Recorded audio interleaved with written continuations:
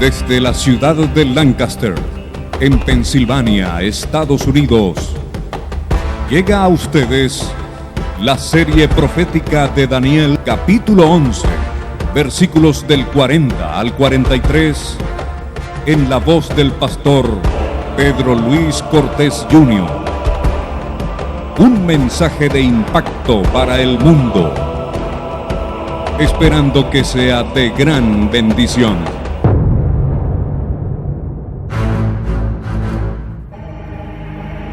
Lancaster. Para mí es un motivo de alegría poder compartir en cada uno de ustedes y poder compartir la palabra del Señor de manera especial. Dios nos ha comisionado y nos ha traído aquí con un propósito particular.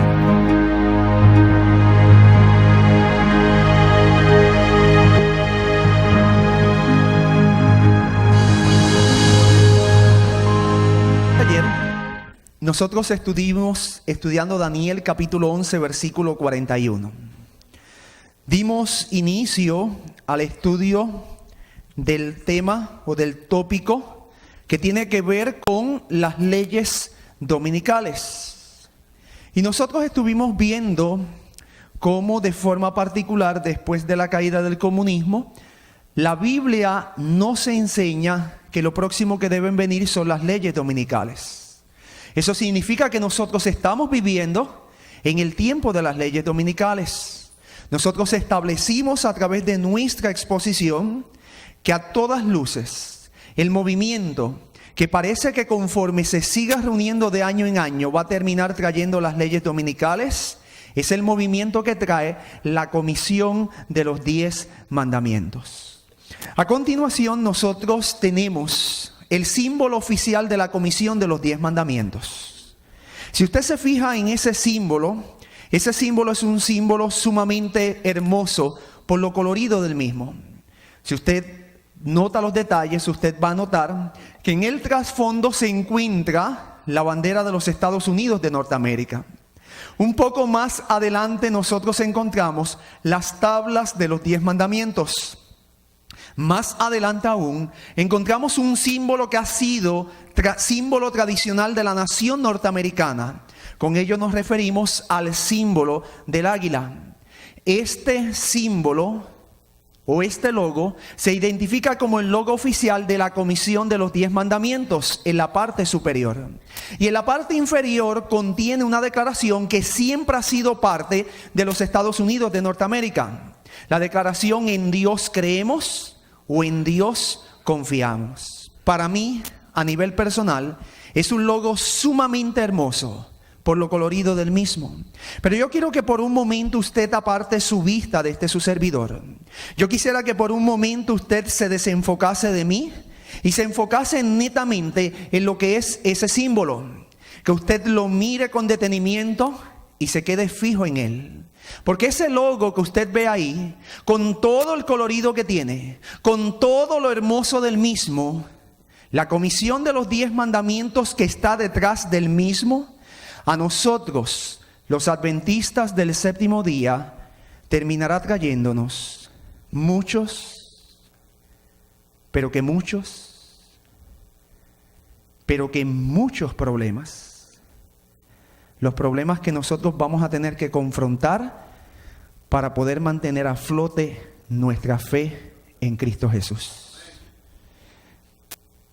Dicho esto, quizás más de una persona durante nuestra exposición durante esta semana se preguntará: y el pastor Cortés ha estado hablando de la Comisión de los 10 Mandamientos. ¿Y qué es la Comisión de los 10 Mandamientos? ¿Qué es el movimiento del 7 de mayo del 2006 al cual él ha hecho alusión una y otra vez, repetidas veces? Bueno, tendríamos que decir que es un movimiento, el del 7 de mayo, es un movimiento propiciado por la Comisión de los 10 Mandamientos con el fin de realzar la ley moral de Dios. El movimiento, cuando usted lo traza y lo busca, va a encontrar que tiene su sede en Boca Ratón, Florida. Y es un movimiento que agrupa a los principales líderes protestantes de los Estados Unidos de Norteamérica con el fin de abogar por una proclamación pública de lo que es la ley de Dios, el Decálogo.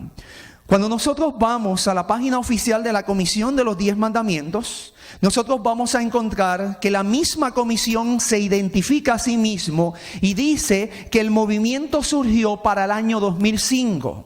El momento de incepción, de inicio de lo que es este movimiento, ellos lo establecen de forma particular en la primavera del año 2005. Yo quiero que en esta noche usted recuerde ese detalle. La misma comisión está diciendo, búsquelo en la página oficial, que ellos dieron inicio formalmente en la primavera ¿de qué año? 2005. Recuerde eso es importante para mañana. Ellos dicen que dieron inicio en el año 2005. Pero aunque dieron inicio en la primavera del 2005, no es sino hasta el 7 de mayo del 2006, un año después, que ellos tienen su primera reunión oficial, la cual se lleva a cabo en la capital de los Estados Unidos, particularmente en Washington, D.C. Un detalle interesante es encontrar que la fecha inicial pautada para la primera reunión oficial de ellos no fue el domingo 7 de mayo del 2006. Cuando usted busca información y ausculta en la misma, usted va a encontrar que la fecha original que había establecido la Comisión de los 10 Mandamientos para su primera reunión oficial era el domingo 5 de febrero del año 2006. De hecho, hay un detalle interesante, y es que ellos emitieron propaganda con el logo oficial, con la fecha inicial. Aquí usted lo ve, 5 de febrero del año 2006. Pero a pesar de que ellos habían emitido ya literatura oficial con esa fecha, ellos deciden transferir lo que es la solemnidad, lo que es esa celebración del domingo 5 de febrero del 2006 al domingo 7 de mayo del 2006. La pregunta que uno se hace cuando uno puede ver un cambio como tal pudiera ser: ¿y qué razones ellos tuvieron para hacer ese cambio? Bueno, supuestamente ellos se encontraron, y les voy a solicitar que no me pregunten dónde lo encontraron, que la fecha cuando Dios le entrega los 10 mandamientos a Moisés no necesariamente fue en febrero, sino que ellos se encontraron que fue en mayo. Más aún, para hacer concordar la festividad en medio de dos celebraciones judías relevantes, también eso provoca que la festividad sea transferida a mayo. Entonces, después de haber distribuido literatura oficial, deciden trasladar la festividad de febrero a mayo, y en mayo entonces la celebran para hacer concordar la celebración con el momento histórico que dio margen o surgimiento a la ley de Dios cuando Dios le entrega el Decálogo a Moisés. Déjenme decirle, mis amigos y mis hermanos, si usted asiste toda esta semana, y sobre todo si usted viene el sábado, usted va a descubrir que ese cambio no viene por casualidad. ¿Usted me escuchó? Mi hermano, eso no viene por casualidad.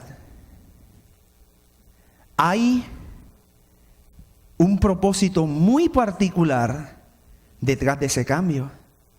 Y ese cambio cumple un propósito muy especial, pareciera ser, dentro de los planes que Satanás tiene para el último tiempo. Si usted quiere saber cuáles son esos planes y el porqué de ese cambio, asista este sábado. Este sábado usted va a tener el complemento a lo que hemos estado diciendo y comprenderá muchas otras cosas. Pero recuerde, ese cambio no viene por casualidad.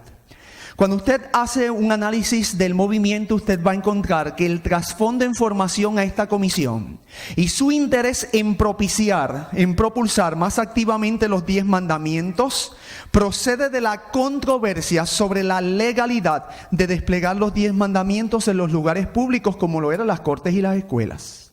Yo no sé si usted recuerda que hace unos años atrás hubo un movimiento que alcanzó un auge internacional. Tan internacional llegó a ser que allá en Puerto Rico, yo recuerdo haber oído la noticia. En el contexto de los Estados Unidos comienza a haber unas personas que comienzan a poner pósters, a desplegar los 10 mandamientos en las escuelas y las cortes. Hubo un grupo de personas que comienza a reaccionar y consideran que eso está en contra de la Constitución y por lo tanto se levantan. Esa controversia entre si era legal o ilegal desplegar los 10 mandamientos en cortes y escuelas es la que da inicio a un movimiento con los protestantes. Los protestantes, creyendo que están en todo su derecho, se envalentonan, toman el control de todo el movimiento y comienzan a organizarse para idear un movimiento que haga frente a esa oposición. Pues esa controversia que alcanzó un auge internacional es la que da inicio, es la chispa de inicio para que los protestantes comiencen a organizarse en un movimiento que conocemos como el movimiento que trae la comisión de los 10 mandamientos. Aquí nosotros mostramos la página oficial de la Comisión de los 10 Mandamientos. Yo le invito a mis amigos y mis hermanos a que usted entre a esta página. Quizás algunos de ustedes nunca han entrado a la página. Yo siempre que voy a una iglesia le invito a los hermanos, les ruego que entren a la página. Usted entrando a la página verá lo que está sucediendo, verá quiénes están detrás del movimiento, verá cuáles son los fines que ellos persiguen y verá toda una serie de información. La página es www.tencommandmentsday.com. Cuando usted entre a esa página, usted va a encontrar que aparecen unos despliegues en póster como estos. Se está realzando la ley de Dios por Dios. Se está realzando la ley de Dios por la familia. Miren los ideales que se están buscando. Se está realzando la ley de Dios por el país, por la nación de los Estados Unidos de Norteamérica. Se realza la ley de Dios como un guardia unido a lo que es la pared. Y hay unos que la están apoyando. Dicho esto, yo quiero que de manera especial nosotros demos inicio a nuestro tema o curso a nuestro tema contestando una pregunta. La pregunta que su servidor hace es la siguiente: ¿las leyes dominicales son necesarias en una sociedad que busca cristianizar al mundo y lograr una mejor moral? Para usted poder entender por qué su servidor le emite esta pregunta, usted tiene que entender el tiempo que le ha tocado vivir a usted. El tiempo que nos ha tocado vivir a nosotros es un tiempo muy particular. Es un tiempo que ha comenzado a dar un giro nunca antes visto en la historia, sobre todo en la historia norteamericana. Esta historia norteamericana nos ha llevado a ver una serie de dignatarios en el ámbito de la política que han comenzado a estar sumamente interesados en lo que es la moral de la nación.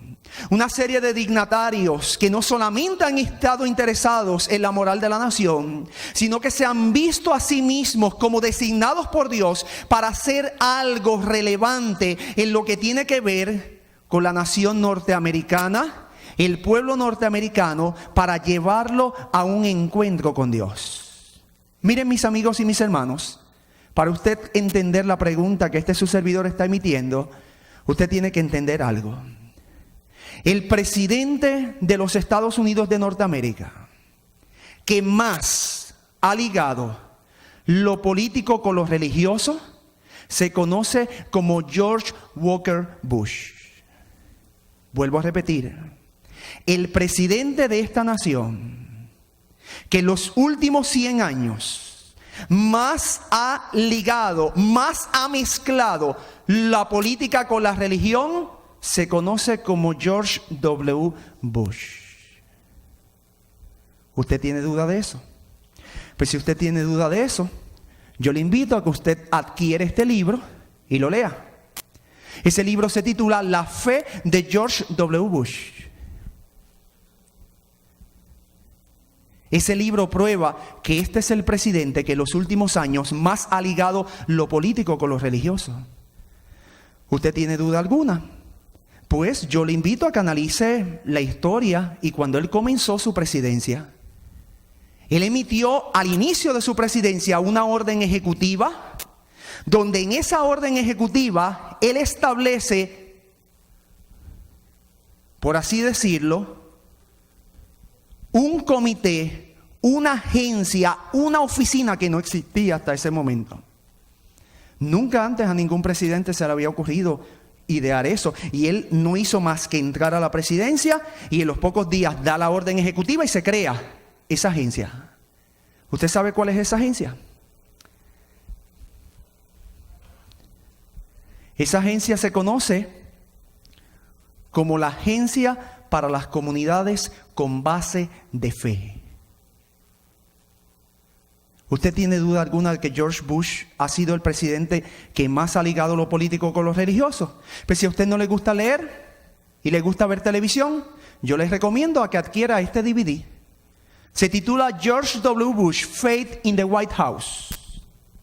¿Usted tiene duda alguna todavía? Mire lo que dice ese DVD en la parte de atrás, en algunos de ellos. Dice: ningún presidente desde los días de George Washington y Abraham Lincoln ha puesto tanto abasto en su fe cristiana y vida de oración para hacer decisiones y liderar a los Estados Unidos en sus horas de crisis.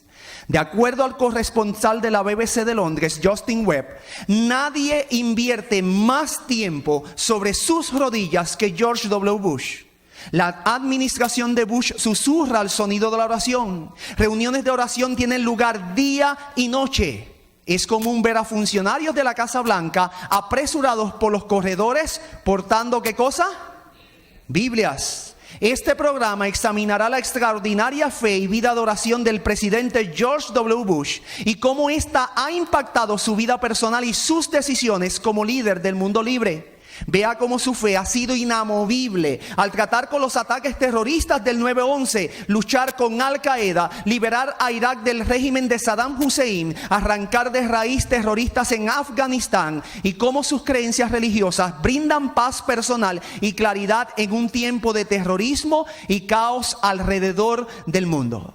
Sigue diciendo la contraportada de este DVD lo siguiente: de acuerdo a la revista Newsweek, esta presidencia es la más resueltamente basada en la fe en tiempos modernos. Una empresa fundada, apoyada y guiada por la confianza en el poder espiritual y temporal de Dios. Este especial también explora la audacia del presidente Bush en testificar y proclamar su fe a los líderes del mundo y examina a los electos cristianos y el equipo de oración presidencial que le levanta en oración intercesora. Aprenda acerca del trayecto de fe de George W. Bush desde la taberna a la oficina oval. Vea cómo el poder de fe puede cambiar una vida, construir una familia y moldear el destino de una nación. Su fe le inspirará. Yo no sé si usted sabe que George W. Bush reconoce que si no hubiese sido a través de un proceso de conversión por el cual él pasó, él estuviera en una taberna en el estado de Texas. George Bush era alcohólico. Y él reconoce que el proceso de conversión por el cual él pasa lo llevó a la oficina oval, a ser el presidente de la nación norteamericana. Ese proceso de transformación llegó a ser tan y tan fuerte y radical en él, que él no solamente llega a la casa oval, sino que ve que allí la oficina oval, él llegó porque él tiene un destino que cumplir, porque Dios lo puso allí, porque Dios lo va a utilizar para algo particular. Y por eso es el presidente que más toma su fe y la introduce en el ámbito de la política. Miren, mis hermanos, nosotros comenzamos a vivir en el tiempo cuando hay un líder político que ha comenzado a ligar lo religioso con la política. Se llama George W. Bush. Las comunidades con base de fe no son otra cosa que una unión de iglesia y Estado. Escúcheme, eso es. Busque la raíz, busque lo que ha sucedido con las comunidades con base de fe. ¿Qué es lo que están haciendo? Se está tomando dinero del gobierno y se está haciendo que ese dinero fluya a las iglesias. Nunca antes usted había visto eso. Se supone que la Constitución de los Estados Unidos establezca diferenciación de iglesia y Estado. Eso significa que el dinero del Estado es dinero del Estado y no debe pasar a la iglesia. Y que el dinero de la iglesia es dinero de la iglesia y no debe pasar al Estado, a no ser lo que por ley le corresponde, como lo son los impuestos. ¿Sabes, mi amigo y mi hermano? El simple hecho que nosotros estemos viviendo en el tiempo, cuando se han creado las comunidades con base de fe, significa que aunque nosotros estamos viviendo en el tiempo, que hay una constitución que establece una diferenciación de iglesia y Estado, la realidad es que en la práctica, en la praxis, eso es una utopía. Existe una diferenciación en papel, pero en la práctica, en la realidad, iglesia y Estado están unidos. Porque el Estado está tomando dinero que le pertenece y dándolo a la iglesia. Está uniendo los poderes de iglesia y Estado. Y ese es el tiempo que nos ha tocado vivir. ¿Por qué George W. Bush se empeñó tanto en implantar esas oficinas que todavía existen y que Barack Obama dijo que le iba a dar más dinero? Sencillo, mis hermanos. Él cree que para mejorar la moral hay que cristianizar al mundo. Recuerde lo que estoy diciendo. Lo que estaba en la mente de George W. Bush era que para mejorar la moral de la nación había que cristianizarlo. La única manera era si el mundo volvía a Dios. Si la nación norteamericana pasaba por un proceso de conversión y llegaba a ser cristiana, entonces la moral de esta nación va a mejorar. Y él estaba convencido de eso. Por eso es el presidente que más une iglesia y Estado. Contestando esta pregunta, mire esto. Esta es una noticia que apareció en la revista El Centinela. Dice allí, al final del siglo XIX, casi cada estado de los Estados Unidos tenía una ley dominical que regulaba o intentaba regular los negocios y las actividades deportivas durante el día domingo. La mayoría de los estados abolió estas leyes durante la última parte del siglo XX. Es decir, que de 1950 en adelante, esas leyes, las famosas leyes azules, comenzaron a ser anuladas. Aunque en 18 estados aún están vigentes. Una reciente investigación examinó los efectos de las leyes dominicales en la conducta moral de las personas y encontraron lo siguiente. Número 1, la asistencia semanal a la iglesia aumenta cuando las leyes están vigentes y baja cuando estas son revocadas. Número 2, las ofrendas y las donaciones, los recursos económicos se necesitan para evangelizar. Las ofrendas y las donaciones también aumentan con la vigencia de las leyes dominicales y bajan cuando estas son abrogadas. Número 3 y último, cuando las leyes regulan la conducta, los no asistentes a la iglesia ingieren un 10% más de bebidas alcohólicas que los que asisten a los cultos de forma regular. Mire de dónde sale esto. Esto sale de una noticia que aparece en el Centinela en julio del 2007 bajo el título de la ciencia de las leyes dominicales. Mire el título, la ciencia de las leyes dominicales. Pero usted sabe de dónde sale originalmente esta noticia. Esta noticia sale de la revista Christianity Today. La revista Christianity Today no es una revista adventista, es una revista cristiana en general del mundo protestante. ¿Usted sabe lo que yo le estoy queriendo decir? Sencillo, mis hermanos. Los protestantes ya han comenzado a buscar evidencia de corte científico. Los protestantes ya han comenzado a agrupar evidencia empírica de corte científico que se basa en estudios longitudinales de muchos años. ¿Ustedes saben para qué? Para apoyar las leyes dominicales. Ellos saben que si los presidentes de esta nación están buscando mejorar la moral, ya ellos tienen la clave y dicen, mira, hay unos estudios que nosotros hemos hecho donde se prueba que si ustedes, los gobernantes que tienen el poder para hacerlo, aprueban las leyes dominicales, ustedes van a conseguir lo que ustedes buscan. Ustedes entonces van a conseguir que la moral se mejore. Y estos estudios no están basados en lo que nosotros digamos, están basados en el criterio científico. Lo que convence a los intelectuales es la evidencia científica, y ya los protestantes han comenzado a buscar evidencia de que aprobar las leyes dominicales es beneficioso para la nación en la búsqueda de una mejor moral. ¿Sabes por qué esto está sucediendo hoy día? Sencillo, mis hermanos.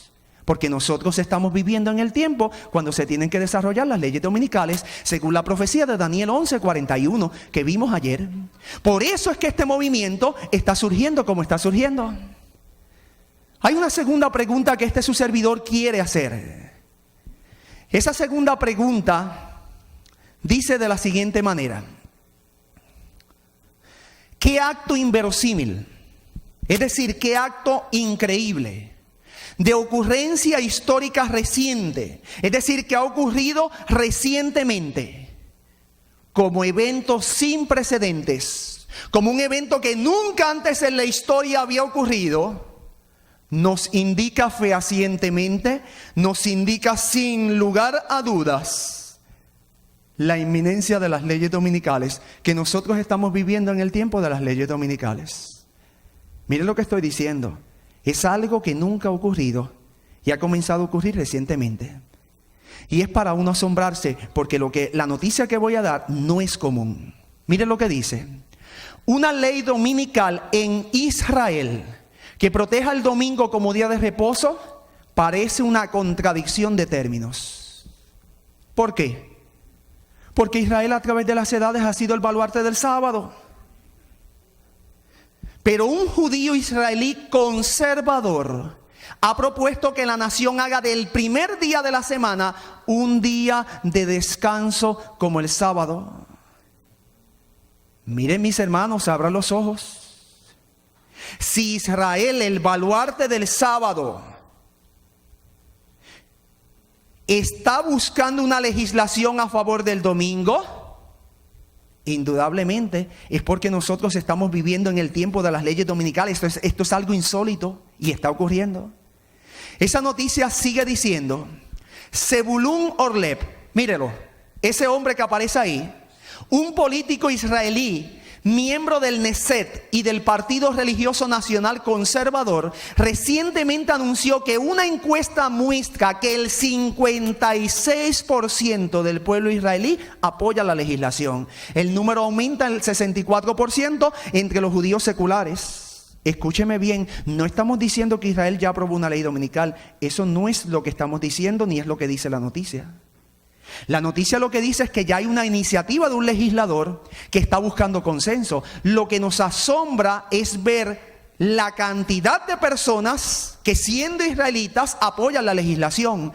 56% del pueblo israelí la apoya. Eso significa que si la llevasen a votación con esa abrumadora mayoría, pudiera ser aprobada. Cuando usted acude al pueblo secular, el porciento aumenta. El 64% entre los judíos seculares la apoyan. Sigue diciendo esa noticia, y aquí usted entiende el Knesset. Yo no sabía lo que era el Knesset. El Knesset es lo que sería el Senado.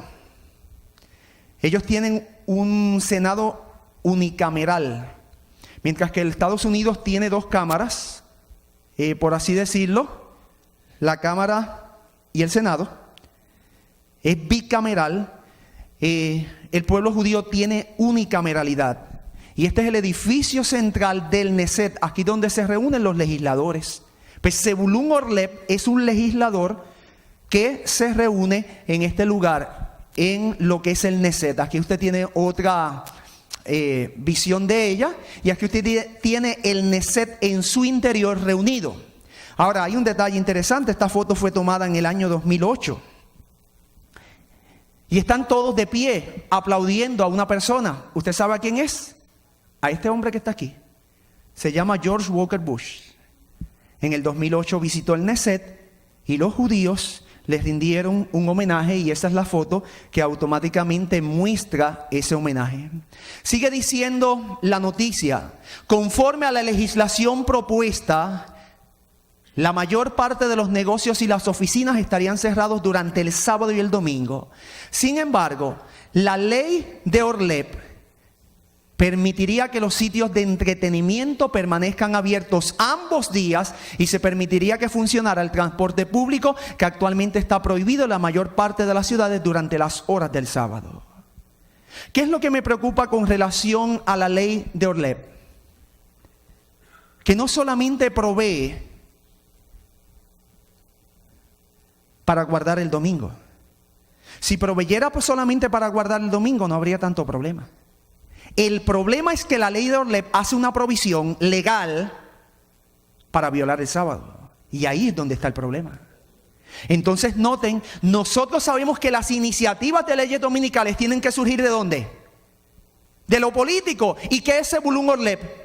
Es un político, es un legislador. ¿Por qué todo esto está sucediendo en nuestros días? Sencillo, mis hermanos, porque nosotros estamos viviendo en el tiempo cuando se tienen que desarrollar las leyes dominicales. Yo quiero que pensemos críticamente.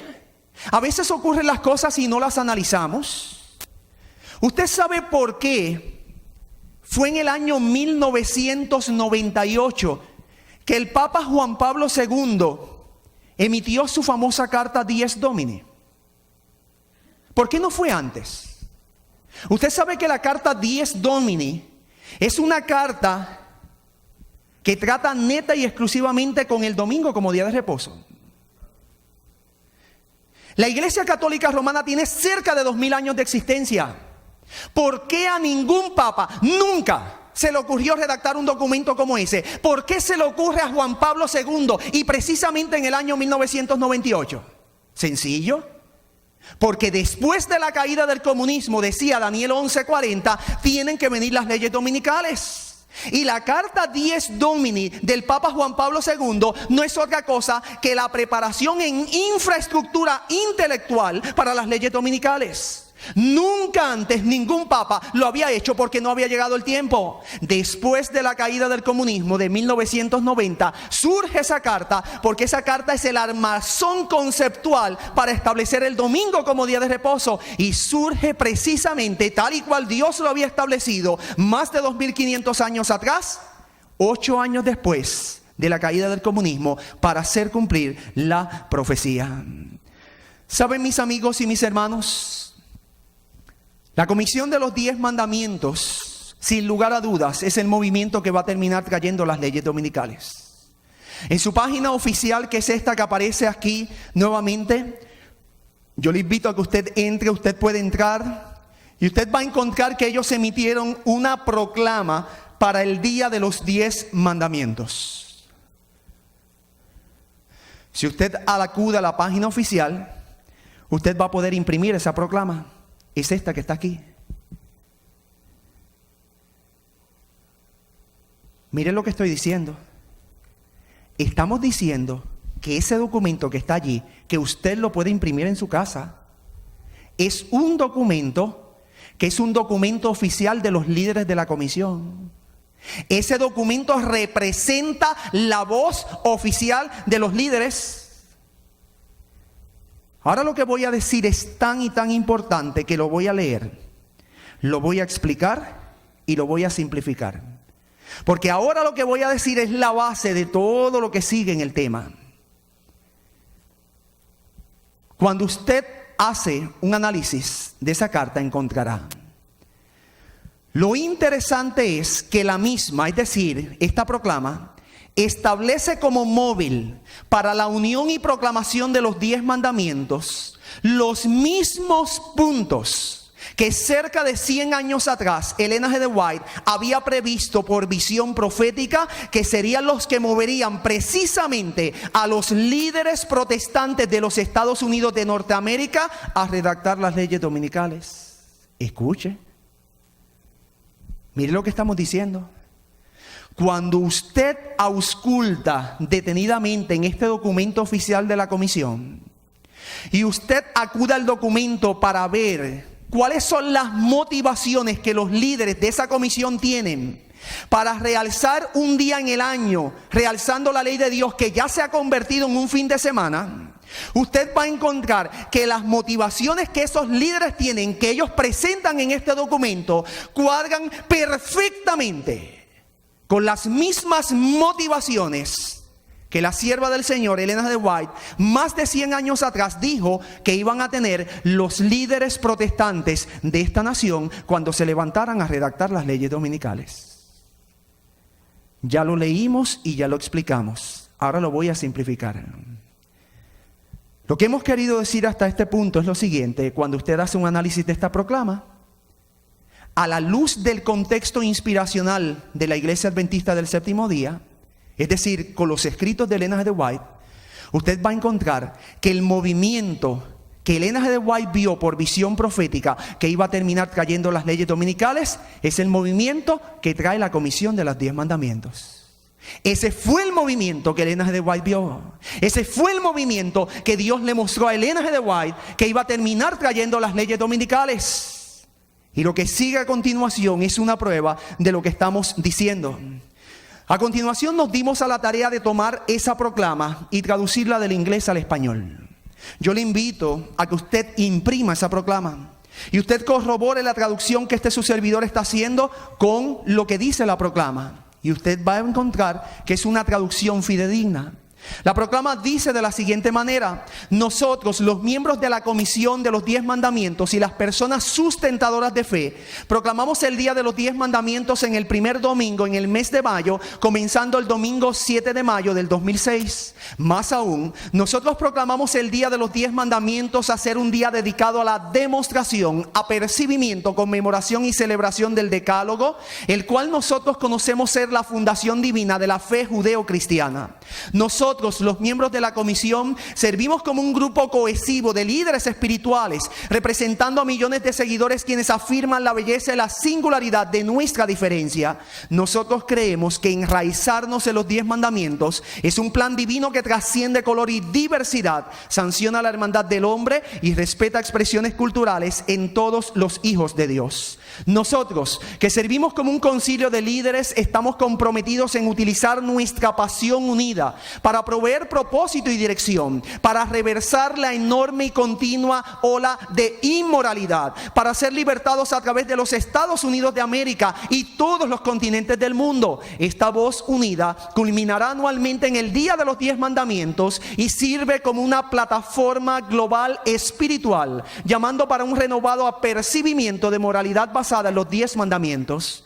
Esta plataforma responderá al llamado traído en eco desde la creación para una certera expresión de amor, armonía y reconciliación entre todas las naciones, etnias, diversidades y géneros, a través de educación y rededicación a los estándares morales conforme fueron dados por nuestro amante creador. Por lo tanto, nosotros estamos llamando a toda la comunidad y líderes espirituales, iglesias, sinagogas, confraternidades, ministerios, organizaciones y todos los que están interesados en los valores morales a celebrar el día anual de los 10 mandamientos por el auspicio de eventos locales en apoyo a los 10 mandamientos y lo que ellos representan. Finalmente, nosotros proclamamos la necesidad de sanar las heridas de la historia a través de objetivos prácticos y estratégicos, amor proactivo y obediencia a los mandamientos. Al firmar este documento, yo, por lo tanto, brindo mi compromiso de apoyo a los ideales retraídos por la Comisión de los 10 Mandamientos en el establecimiento del Día Anual de los 10 Mandamientos y a los estándares morales que reconocemos y buscamos levantar por la gracia del Dios Todopoderoso. A esa traducción le faltó algo. ¿Y usted sabe lo que le faltó? Una palabra que aparece al final de esa proclama. Aquí debe aparecer la palabra firmado. ¿Sabes qué está buscando la comisión? La comisión está buscando que las personas impriman ese documento y lo firmen. ¿Qué implica una firma? Una firma implica un compromiso. Y en algunos respectos y contextos puede tener una implicación hasta legal. ¿Usted sabe cuántas personas aspira a la Comisión de los 10 Mandamientos que firmen este documento y se pleguen a los ideales que ellos tienen? ¿Usted sabe cuántas personas ellos están buscando que firmen el documento? 5 millones de personas. Hace algún tiempo atrás, y tengo una impresión que la hice, usted podía saber cuántas personas habían firmado. En esa ocasión que yo pude imprimir, las personas que habían firmado apenas iban por 300,000, iban muy por debajo de la cuota. Pero dele tiempo y usted va a ver cómo ese movimiento va a seguir creciendo. Usted va a ver cómo ese movimiento va a seguir teniendo adeptos y va a cobrar fuerza. ¿Qué ellos van a hacer cuando tengan esas 5 millones de firmas? Yo no te lo puedo decir. Yo sí sé que tendrán un poder. ¿Cómo lo van a utilizar? El tiempo nos dirá. Yo creo firmemente que ese poder los llevará a hacer lo que dice la profecía. 5 millones de personas están buscando que firmen el documento. ¿Qué vamos a hacer a continuación? La parte que sigue es la parte magistral de toda esta semana. El clímax de la escatología de la Iglesia Adventista del Séptimo Día, según la interpreta de las Sagradas Escrituras, tiene que ver con las leyes dominicales. Nosotros como adventistas sabemos, escúcheme, que una vez las leyes dominicales sean firmadas, no pasará mucho tiempo cuando Jesús volverá a esta tierra. Usted téngalo por seguro. Y si nosotros estamos viviendo en el tiempo cuando se ha desarrollado el movimiento que va a terminar trayendo las leyes dominicales, significa que la Iglesia Adventista del Séptimo Día, sus miembros, consciente o inconscientemente, han comenzado un conteo regresivo. Usted no se está percatando ni se da cuenta, pero la historia nos está ubicando que nosotros estamos en un conteo regresivo.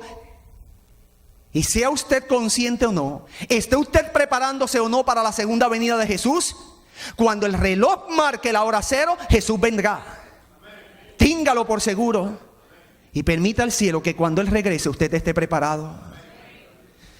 La parte que sigue es la parte magistral de este tema, porque va a demostrar varias cosas. Va a demostrar en primer lugar que nosotros somos la generación que verá a Jesús venir en las nubes de los cielos.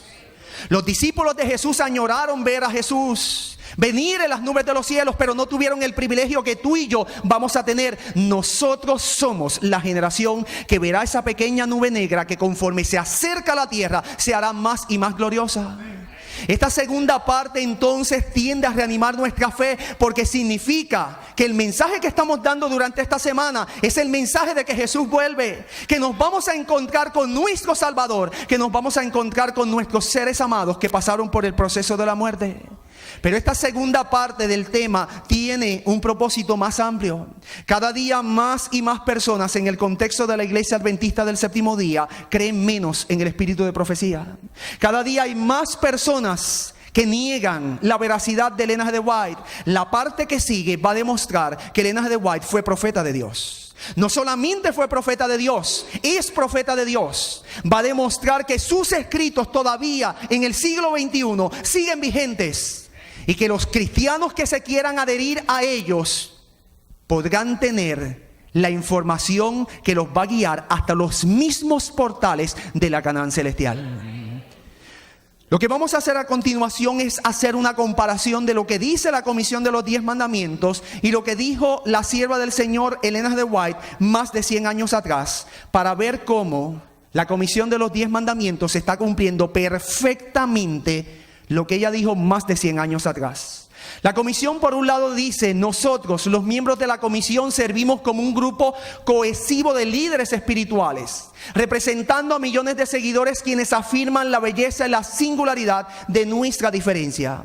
Más de 100 años atrás, Ellen G. de White escribió en un artículo que reproduce la matutina Maranata lo siguiente: cuando las iglesias principales de los Estados Unidos, uniéndose en puntos comunes de doctrina, influyan sobre el Estado para que imponga los decretos y las instituciones de ellas, entonces la América protestante habrá formado una imagen de la jerarquía romana y la aflicción de penas civiles contra los disidentes será el resultado inevitable. Si usted ha sido lo suficientemente observador, se habrá percatado de algo. Usted se habrá percatado que hemos puesto en el mismo color lo que dijo Elena de White y cómo se cumple en lo que está haciendo la Comisión de los 10 Mandamientos. Mírelo. La comisión dice, nosotros los miembros de la comisión servimos como un grupo cohesivo. Cuando usted busca en el diccionario qué significa la palabra cohesivo, usted va a ver que la palabra cohesivo es sinónimo de unido. Cohesivo significa unido. Es la misma palabra que utiliza Elena G. White cuando las iglesias principales de los Estados Unidos uniéndose. Ese grupo cohesivo, la comisión dice que está compuesto por líderes espirituales. La pregunta clave es, ¿dónde usted espera encontrar a los líderes espirituales? Elena G. White responderá, en las iglesias, representando a millones de seguidores. ¿Por qué millones de seguidores están unidos en esas iglesias? Elena G. White responderá, porque tienen puntos comunes, quienes afirman la belleza y la singularidad de nuestra diferencia. ¿Qué es lo que hace diferente a los cristianos de los no cristianos, entre otras cosas? Elena G. White responderá, el conocimiento de la doctrina. Entonces note lo que estamos queriendo decir. La declaración de Elena G. White se está cumpliendo por lo que está haciendo la comisión de los 10 mandamientos hasta aquí, hasta la palabra doctrina. Es hasta ahí solamente que hasta el momento la comisión está cumpliendo la declaración de Elena G. White. Pero dele tiempo y usted va a ver cómo ese movimiento va a seguir creciendo. Y cuando crezca lo suficiente y tenga el poder, entonces ellos van a actuar. Dios les reveló a Elena G. White qué es lo que ellos van a hacer. Dice que cuando este movimiento tenga suficiente poder, que está cumpliendo la declaración de Elena G. White aquí, dice que ellos van a influir sobre ¿qué cosa? Sobre el Estado. Entonces de seguido Elena G. White utiliza una preposición, la preposición para. Los expertos en gramática dicen que la preposición para indica propósito. Entonces Elena G. White me está diciendo con qué propósito ellos van a influir sobre el Estado para que imponga los decretos y las instituciones de ellas. Yo encuentro que el principal decreto, la principal institución que tienen los líderes protestantes que están unidos en el movimiento de la Comisión de los 10 Mandamientos es el domingo como día de reposo. Entonces note lo que está diciendo Elena G. White. Elena G. White lo que está diciendo es que cuando este movimiento crezca lo suficiente, ellos van a influir sobre el Estado para que imponga el domingo como día de reposo. Entonces dice ella que cuando esto suceda, la América protestante, y recuerden que Elena G. White era norteamericana, está hablando de su país. Entonces la América protestante habrá formado una imagen de la jerarquía romana y la aflicción de penas civiles contra los disidentes será el resultado inevitable. Tú y yo sabemos que esas penas civiles irán en un orden increciendo. Primero se van a aplicar multas a los que no quieran obedecer la ley del Estado de adorar en el día domingo. Después de aplicar multas, se va a aplicar el encarcelamiento. Pero van a seguir en un orden increciendo hasta que se intensifiquen y el Estado declarará que aquellos que no se someten a la ley del Estado son dignos de la muerte. Yo tengo en esta hora que decir cuál es la función de la iglesia cuando esto ocurra. Elena G. White en la matutina Alza tus ojos. Ella ya dio indicaciones a la iglesia adventista del séptimo día de qué debemos de hacer cuando esto ocurra. Y yo tengo que decir esto en esta hora, y escúcheme bien, porque yo no sé cuántos de los que estamos aquí perderemos nuestra libertad y seremos apresados por ser fieles a Jesús. Y porque yo no sé cuántos de aquí perderemos nuestra libertad por ser fieles a Jesús, por eso yo tengo que decirles lo que Elena G. White dice que debemos de hacer en ese momento. ¿Usted sabe qué dice Elena G. White? Ella dice que cuando uno de nuestros hermanos sea encarcelado y se pida el pago de una multa para obtener su liberación, ¿sabes lo que ella dice? Que la iglesia la pague. Que la iglesia la pague. ¿Por qué? Por dos razones. Número uno, el pueblo de Dios siempre debe estar a favor de la libertad religiosa.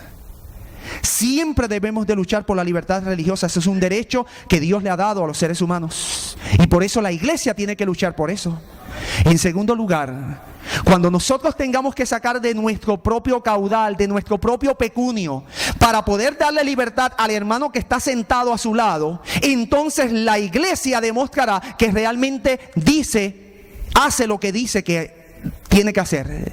Demostrará de manera fehaciente, contundente al mundo que somos lo que decimos ser. Nosotros decimos ser una comunidad de hermanos. Cuando usted tenga que sacar dinero para libertar a su hermano, entonces usted demostrará que en realidad usted ama a su hermano.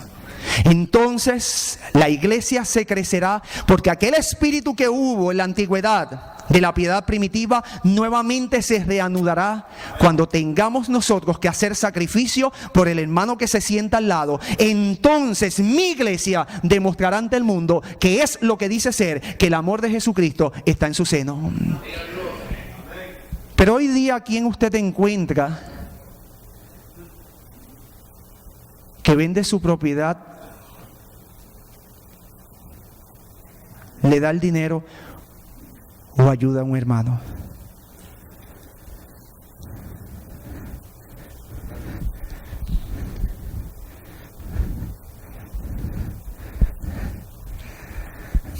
Cada vez que yo doy estas semanas, ocurren cosas desastrosas en mi vida.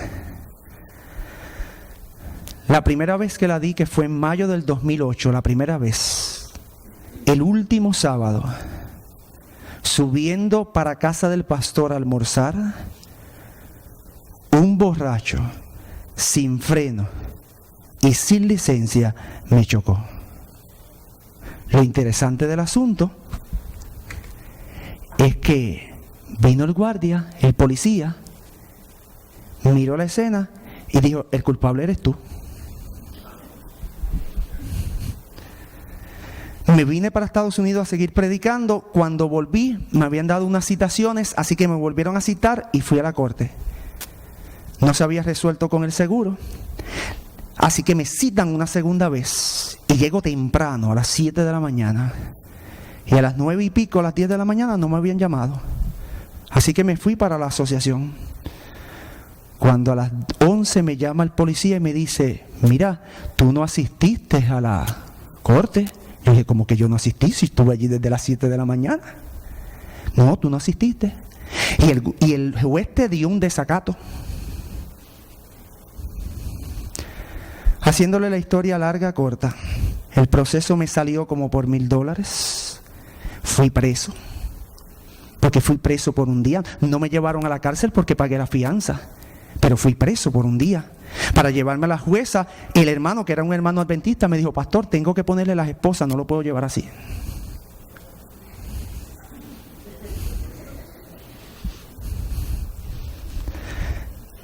Y la otra ocasión fue ahora esta semana pasada. Hace unas semanas atrás que prediqué en Bellavista.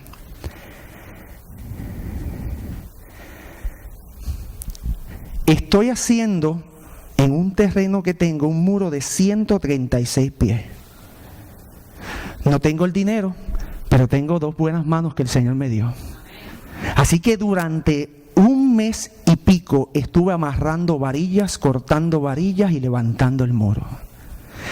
Cuando me faltaba un trecho de aquí hasta aquí para poner las varillas, yo voy a comenzar la semana en Bellavista.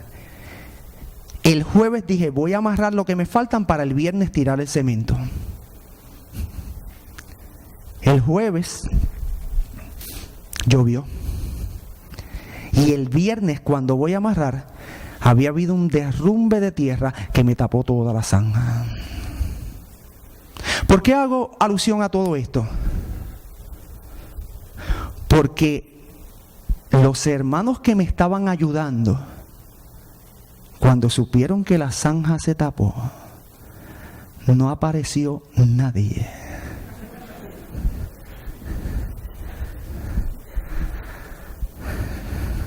Pero Dios siempre provee. Cuando vengan las leyes dominicales, se demostrará si tenemos amor de verdad los unos por los otros. Y permita el cielo que en la iglesia de Lancaster haya el amor. Que cuando Jesús venga, encuentre amor. La cita de Elena de White es muy amplia. Mira lo que sigue diciendo. Ella dice que esas iglesias unidas, lo que trae la comisión, van a influir sobre ¿qué? ¿Van a influir sobre qué? Mira lo que dice la Comisión de los 10 Mandamientos en su página oficial. La Comisión de los 10 Mandamientos fue formada en la primavera del 2005. El propósito principal de la organización es reunir oficiales públicos, líderes comunitarios, diplomáticos como internacionales y activistas de origen popular para inculcar valores judeocristianos en la sociedad. Mire qué interesante. Elena de White, más de 100 años, dijo que cuando ese movimiento se formara, ellos se iban a dirigir hacia un lugar, hacia el Estado. Y yo encuentro que la Comisión de los 10 Mandamientos, en su página oficial, ellos reconocen que se están dirigiendo hacia el mismo lugar que más de 100 años atrás Elena de White dijo, porque ellos se están dirigiendo a oficiales públicos, es decir, gente del Estado, y a diplomáticos internacionales. Esa página sigue diciendo: lo que nosotros estamos haciendo para promover valores morales y seguridad como ninguna otra organización lo está haciendo es lo siguiente. Y mencionan 3 cosas que a continuación vamos a discutir. Pero antes de eso, yo quiero que usted piense activamente y piense críticamente. Mire lo que ellos están diciendo. Nosotros estamos haciendo algo que nadie está haciendo. Y cuando usted se considera que usted está haciendo algo que Dios lo envió que nadie está haciendo, ¿cómo usted se ve? Como una persona especial. Más aún, usted se ve como una persona con destino, con propósito. Eso comienza a darle un sentido de identidad y de misión. Y usted se levanta a hacer lo que está haciendo por una convicción de que Dios está con usted. Pues déjeme decirle, eso es lo que está pasando con los líderes religiosos de la comisión. Ellos dicen, nosotros estamos haciendo algo que nadie más está haciendo, que ninguna otra organización está haciendo. Eso significa que la comisión con este movimiento está tomando un sentido de identidad y de misión que lo va a llevar a levantarse como un movimiento que Dios ha escogido. Y eso es peligroso. Ahora, yo quiero que nosotros interpretemos lo que está diciendo la comisión. Ellos están haciendo algo para promover ¿qué cosa? Valores morales y ¿qué?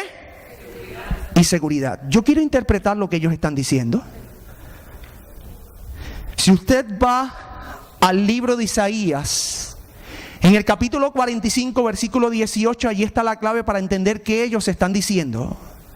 Allí dice, oh, si hubieras atendido a mis mandamientos, entonces fuera tu paz como ¿qué cosa?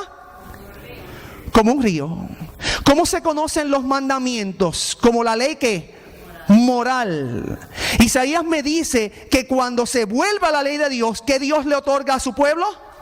Paz. ¿Qué está diciendo la comisión entonces? Que lo que ellos están haciendo como ninguna otra organización para lograr paz y seguridad son 2 cosas. Mire lo que están diciendo. Tú y yo sabemos que las Sagradas Escrituras dicen que cuando digan paz y seguridad, ¿qué vendrá? Destrucción repentina. Pues mis amigos y mis hermanos, la comisión reconoce que ellos están buscando y trabajando hacia establecer la paz y la seguridad. Los mismos 2 elementos que han de precipitar al mundo hacia la destrucción repentina. Recuérdelo. ¿Qué son las 3 cosas que ellos están haciendo como ningún otro movimiento está haciendo? Número 1, ellos dicen que son la única organización que ha delineado una proclama para hacer un reconocimiento oficial de los 10 mandamientos en América. No hay otro movimiento que tenga un documento oficial como estructura o como constitución para manejarse. Nosotros lo tenemos. Ahora yo quiero que usted se aguante de su asiento, porque yo no entro a la página de la comisión todos los días. Mis labores requieren que yo haga demasiadas cosas. Y hacía como 8 meses que yo no entraba a la página. Y estando en la universidad, estudiando, decidí entrar. Y lo que vi me dejó frío. Es lo que sigue a continuación. Mire lo que ellos dicen. es la única organización, utilizan el término en inglés to push, en empujar, en forzar hacia una resolución oficial en la Cámara de Representantes, reconociendo oficialmente a los 10 mandamientos en América. Una resolución que ha ganado apoyo de los representantes de los dos partidos políticos. Que dijo más de 100 años atrás Elena G. White, que ellos van a influir ¿sobre qué cosa? Sobre el Estado. Y yo encuentro que hace unos meses atrás ellos comenzaron a publicar que ellos se están dirigiendo hacia el mismo lugar que más de 100 años atrás Elena G. White dijo que se iban a dirigir. Ellos reconocen que es el único movimiento que ha comenzado a hacer una presión para que la Cámara de Representantes, es decir, el Estado, comience a legislar a favor de los 10 mandamientos. Mis amigos y mis hermanos, eso no viene por casualidad, eso es cumplimiento profético y nosotros estamos viviendo en ese tiempo.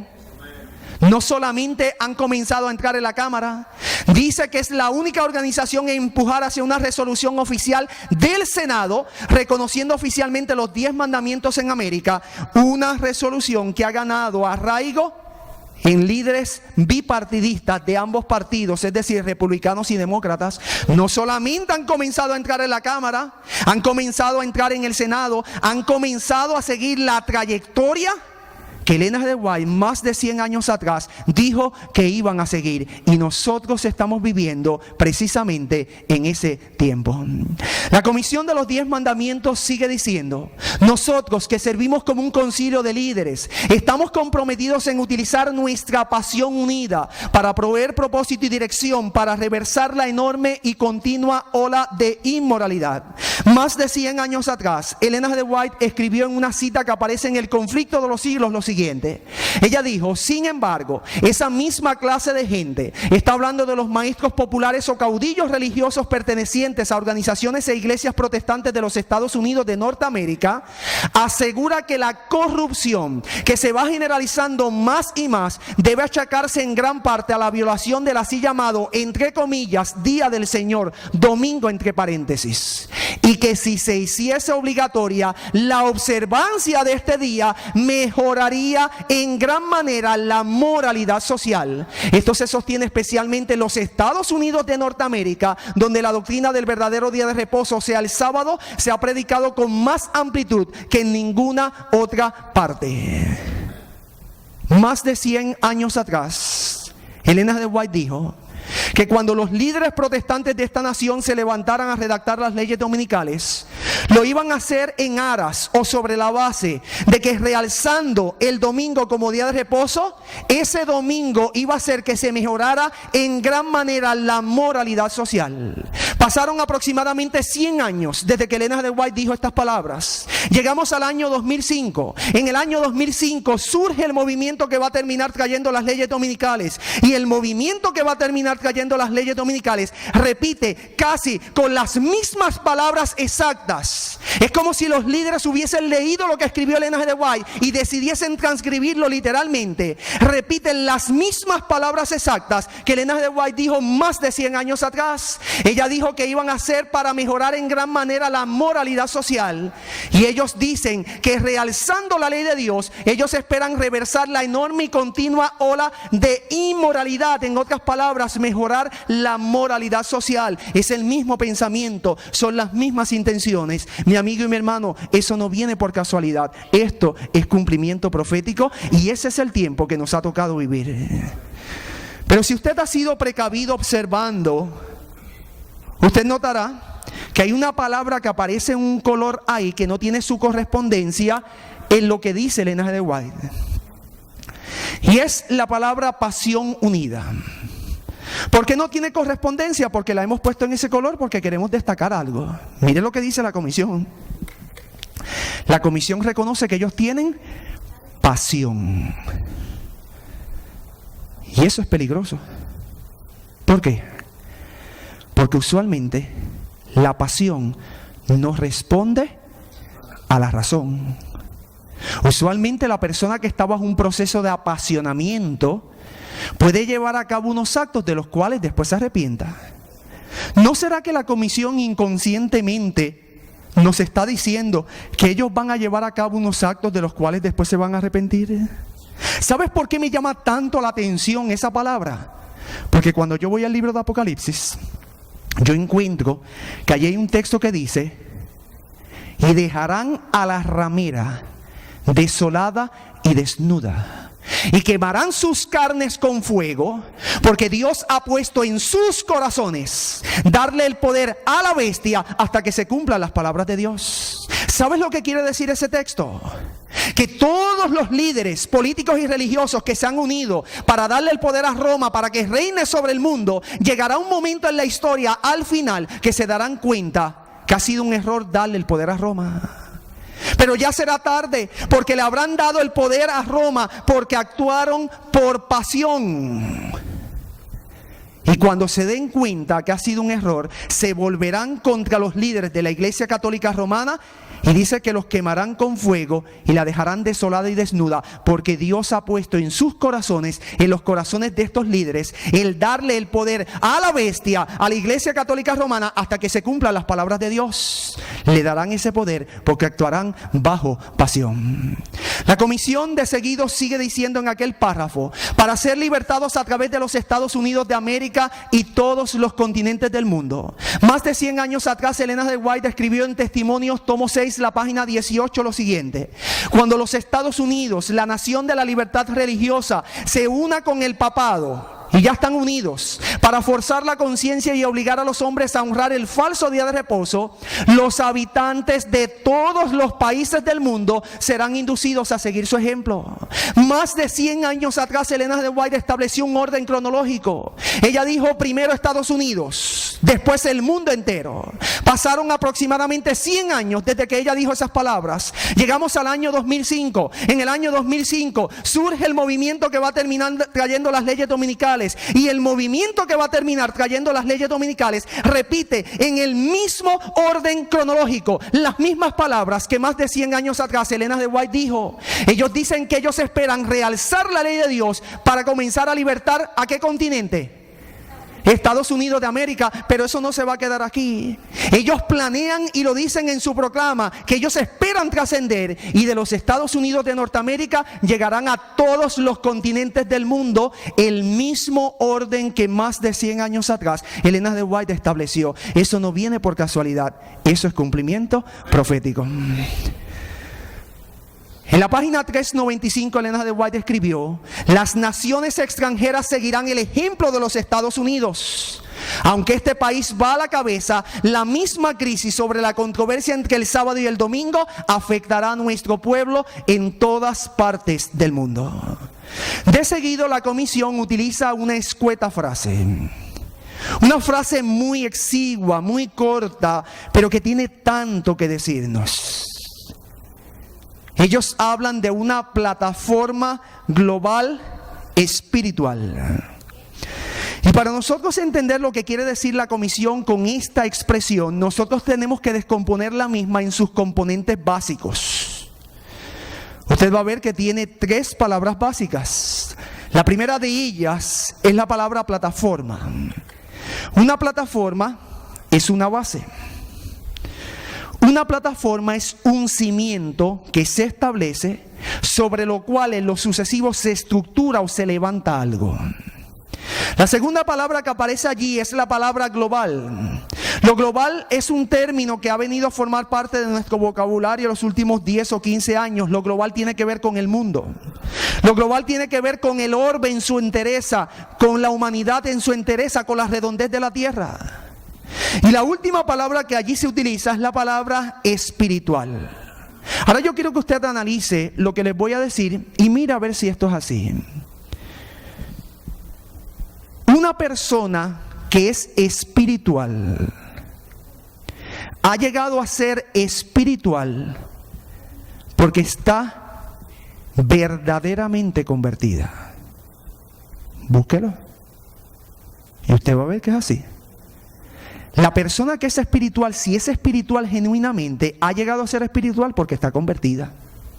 Si no estuviera convertida, esa persona no pudiera ser espiritual. Dicho esto, note lo que está diciendo la comisión. La comisión está diciendo: nosotros estamos realzando la ley de Dios. Porque realzando la ley de Dios, nosotros esperamos establecer una base para que el mundo entero se convierta. Vuelvo a repetir. Con la ley de Dios, nosotros esperamos establecer una base para que el mundo entero se convierta.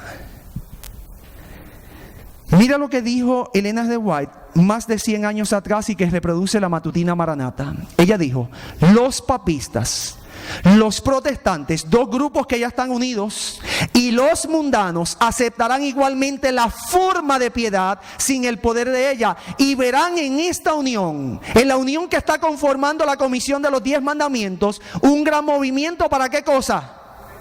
Para la conversión del mundo. ¿Qué está buscando la comisión de los 10 mandamientos al realzar la ley de Dios? Establecer una base para que el mundo entero se convierta. En otras palabras, están buscando la conversión del mundo. ¿Cuándo debía comenzar a darse este movimiento? Y el comienzo del milenio tan largamente esperado.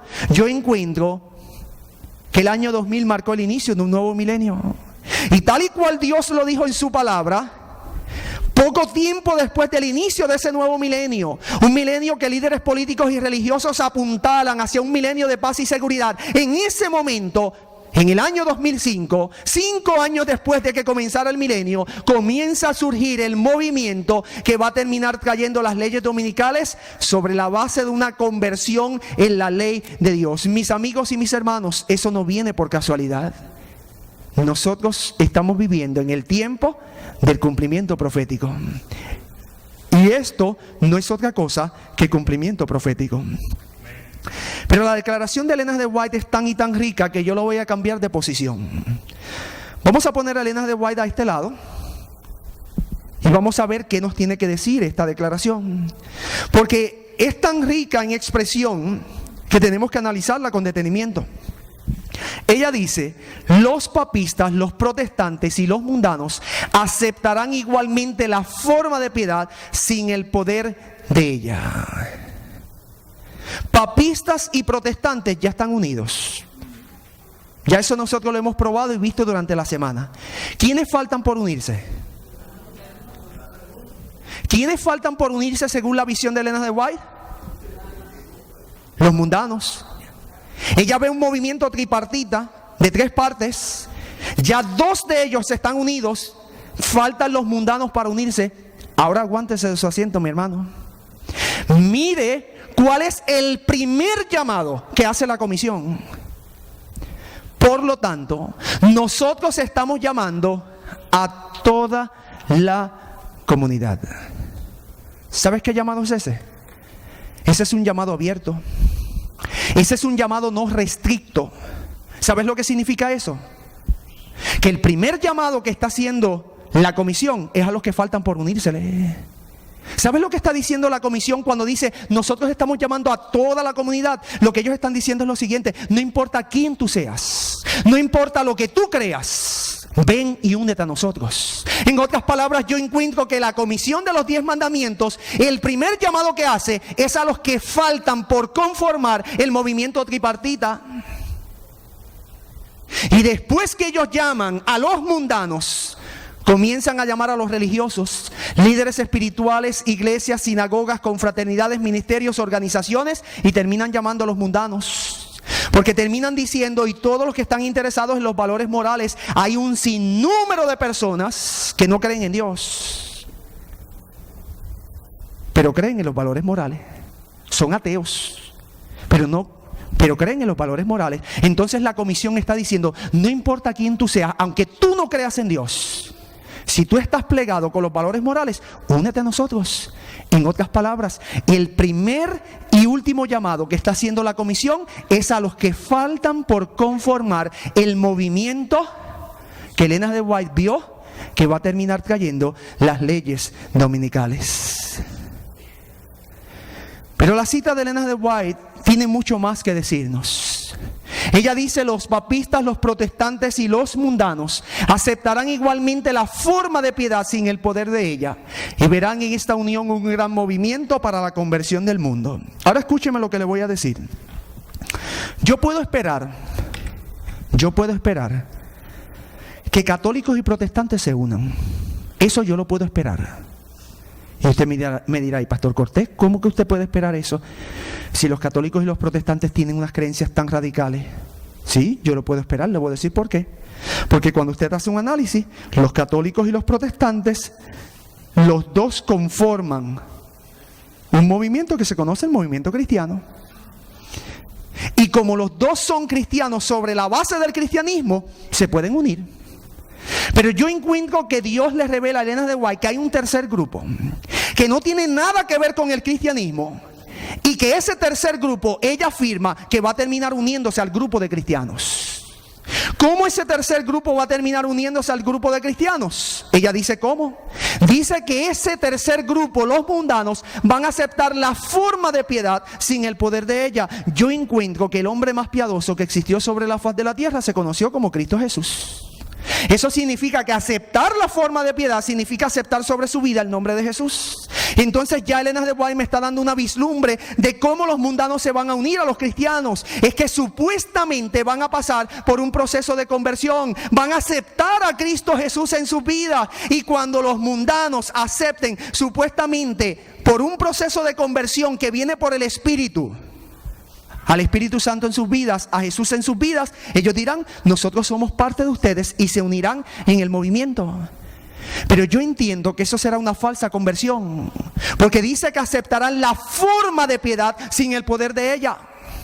Es decir, aparentemente llegarán a ser cristianos, pero el poder del Espíritu Santo que entra en el ser convertido y que lo transforma, ellos no lo tendrán. Pero a pesar de que no tendrán ese poder de Dios, dice que verán en esa unión un gran movimiento. ¿Para qué cosa? Para la conversión del mundo. No solamente ellos se han convertido, sino que el mundo entero se va a convertir. Mi amigo y mi hermano, a las 8:23 de la noche, yo quiero que usted despierte.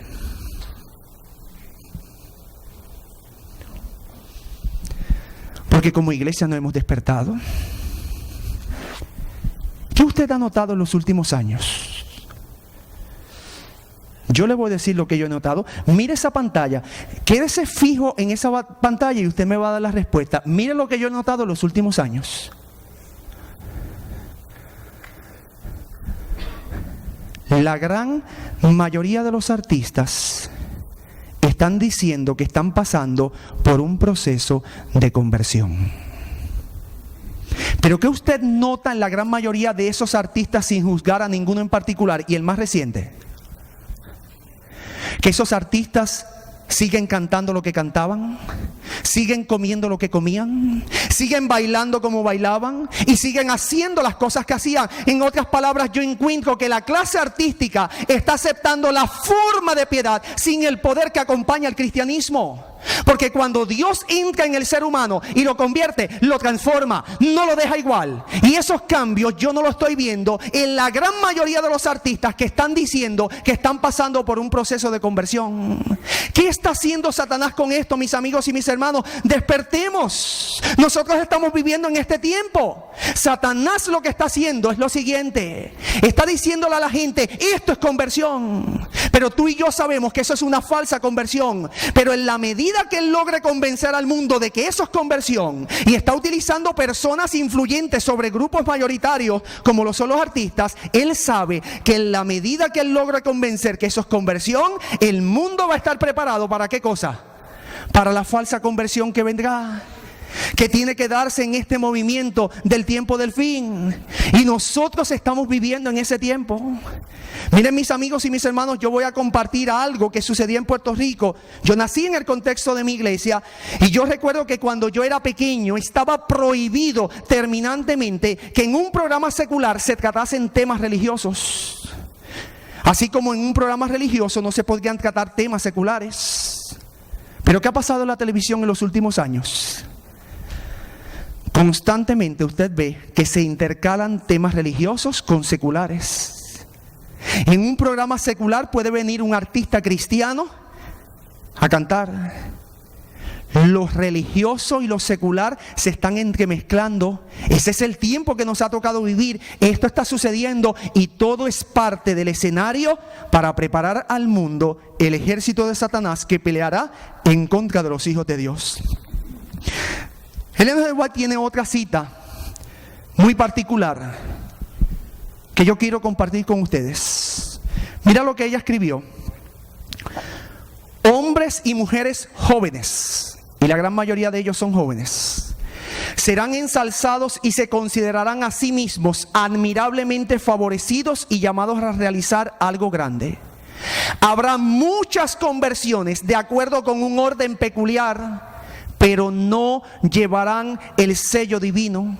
Habrá inmoralidad y extravagancia, lo que está viendo hoy día, a pesar de que dicen que se convierten. Y la fe de muchos naufragará. Eso ella lo dijo más de 100 años atrás. Lo que nosotros estamos viviendo y viendo en nuestros días. Mis hermanos, el escenario se está preparando. Prepárate tú. El escenario va corriendo. Y si tú te quedas atrás, quedarás rezagado.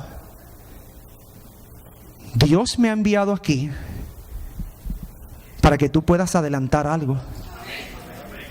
Aprovecha el tiempo y haz lo que tienes que hacer, porque todo va a seguir corriendo como va, y somos nosotros los que tenemos que procurar una devoción más estrecha con Jesús. Esta plataforma global y espiritual responderá al llamado traído en eco desde la creación, nos continúa diciendo la proclamación, para una certera expresión de amor, armonía y reconciliación entre todas las naciones, etnias, diversidades y géneros, a través de educación y rededicación a los estándares morales conforme fueron dados por nuestro amante Creador.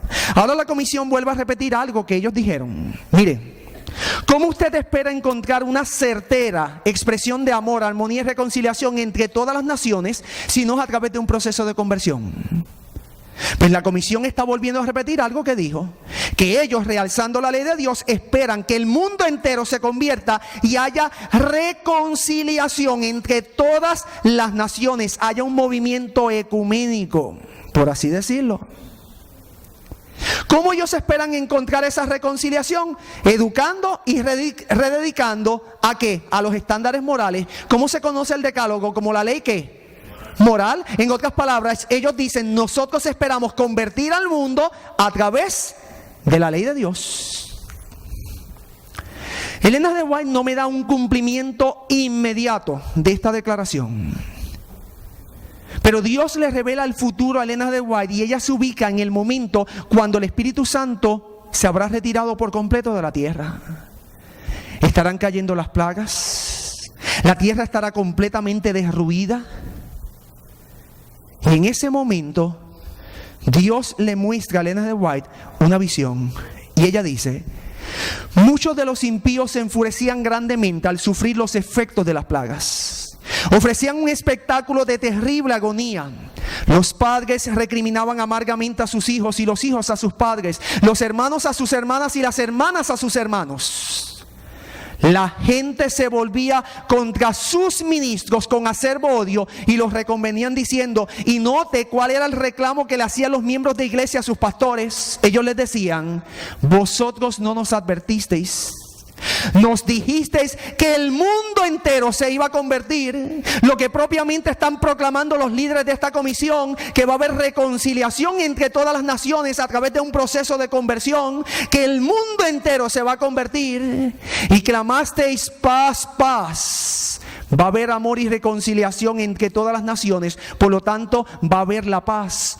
Clamasteis paz, paz para disipar nuestros temores. Nada nos enseñasteis acerca de esta hora y a los que nos precavían contra ella. Y a esto su servidor añade, como nosotros los adventistas del séptimo día, los tildabais de fanáticos y malvados que querían nuestra ruina. Pero vi que los ministros no se libraron de la ira de Dios. Sus sufrimientos eran 10 veces mayores que el sufrimiento de sus feligreses.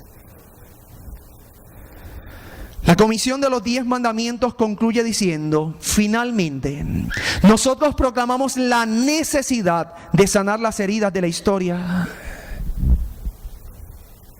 ¿Usted recuerda esa declaración? Yo le dije ayer que la recordara. Yo les dije que cuando esa declaración procedía de un contexto protestante, los protestantes lo que estaban diciendo era que ellos querían volverse a unir a los católicos, ¿se acuerdan? Porque lo que causó una gran herida, ¿qué fue? La reforma protestante, que del grupo de cristianos que estaba unido bajo una cabeza el Papa, se separaron en dos grupos, católicos y protestantes. Sanar las heridas de la historia significa que los protestantes quieren volverse a unir a los católicos. Pero nota algo de forma interesante. Ellos dicen que ven la necesidad. Es como si ellos dijeran: ha llegado el momento para nosotros hacer lo que tenemos que hacer. Y porque ha llegado ese momento, nos hemos levantado a hacer lo que tenemos que hacer. ¿Cómo ellos, como protestantes, esperan unirse a los católicos? Ellos dicen: a través de objetivos prácticos y estratégicos. Como dijo Lowell Almen, secretario de la Iglesia Evangélica Luterana, cuando dio su visita ecuménica al Vaticano, él dijo que era asunto de eclesialidad y esfuerzo. La Iglesia tenía que establecer sus estrategias para acercarse a los católicos, lo que propiamente estaban haciendo. Pero no solamente los protestantes esperan unirse a los católicos a través de objetivos prácticos y estratégicos, sino a través de un amor proactivo y obediencia, ¿qué? ¿Sabes lo que están diciendo los líderes de la comisión? Lo que la Biblia más de 2000 años atrás dijo. Lo que Elena de White más de 100 años atrás dijo. Ellos lo que están diciendo es que ellos, como protestantes, esperan unirse a los católicos a través de los mandamientos. Siendo más específico, nosotros esperamos unirnos a los católicos a través del domingo. Porque el único mandamiento, el mandamiento que es común a ambos, ¿cuál es? El domingo como día de reposo. Por lo tanto, sobre la base de la ley de Dios, ellos esperan hacer un movimiento ecuménico. Elena de White no me da un cumplimiento inmediato a esta declaración. Pero hoy, en el año 2009, Elena de White se pone en pie en medio de esta congregación. Se pone en pie de esta congregación a través de sus escritos. Y ella lanza un reto y dice: ustedes ¿quieren unirse a la Iglesia Católica? Háganlo. Pero yo tengo que darles una advertencia antes que ustedes tomen la decisión. Entonces ella se pone en pie y dice: la Iglesia Católica le pone actualmente al mundo una cara pasible y presenta disculpas por sus horribles crueldades. Esto se cumplió bajo el pontificado del Papa Juan Pablo II, que en el año 1998 pidió expresamente perdón por los pecados de omisión en los cuales había incurrido la Iglesia Católica Romana en el proceso de la guerra.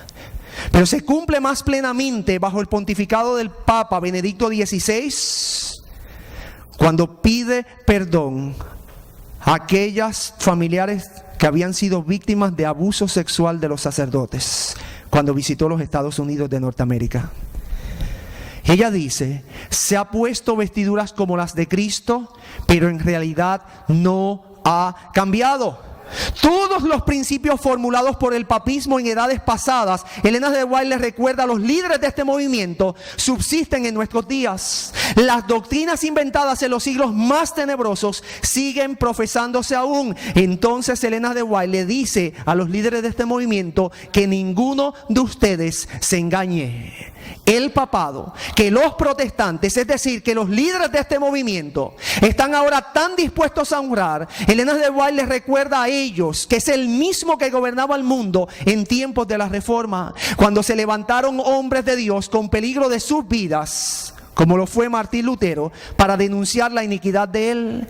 Elena de White les recuerda que el romanismo sostiene las mismas orgullosas pretensiones con que supo dominar sobre reyes y príncipes, lo que está haciendo actualmente, y arrogarse las prerrogativas de Dios. Ella concluye diciendo: su espíritu no es hoy menos cruel ni despótico que cuando destruía la libertad humana y mataba a los santos del Altísimo.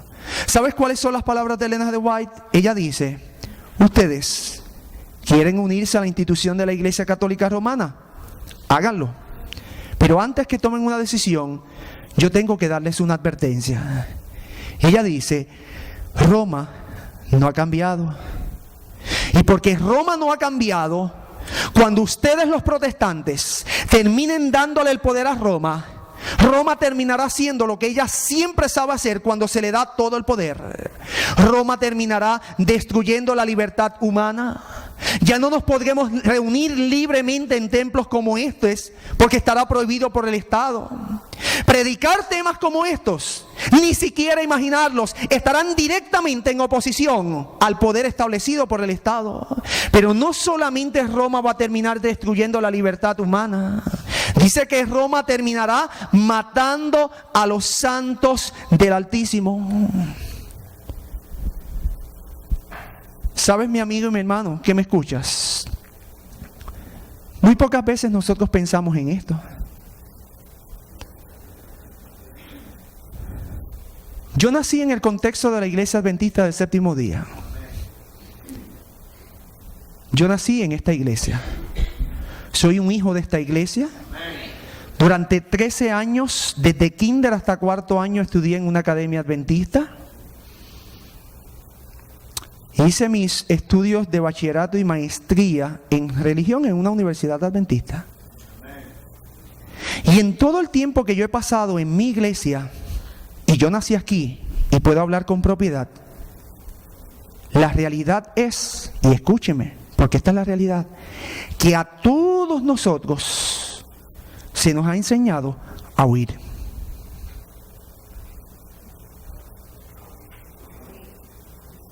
Eso es lo que se nos ha enseñado. El énfasis que yo tengo en mi mente desde pequeño es que nos preparemos para la persecución. ¿Pero cuál es la preparación?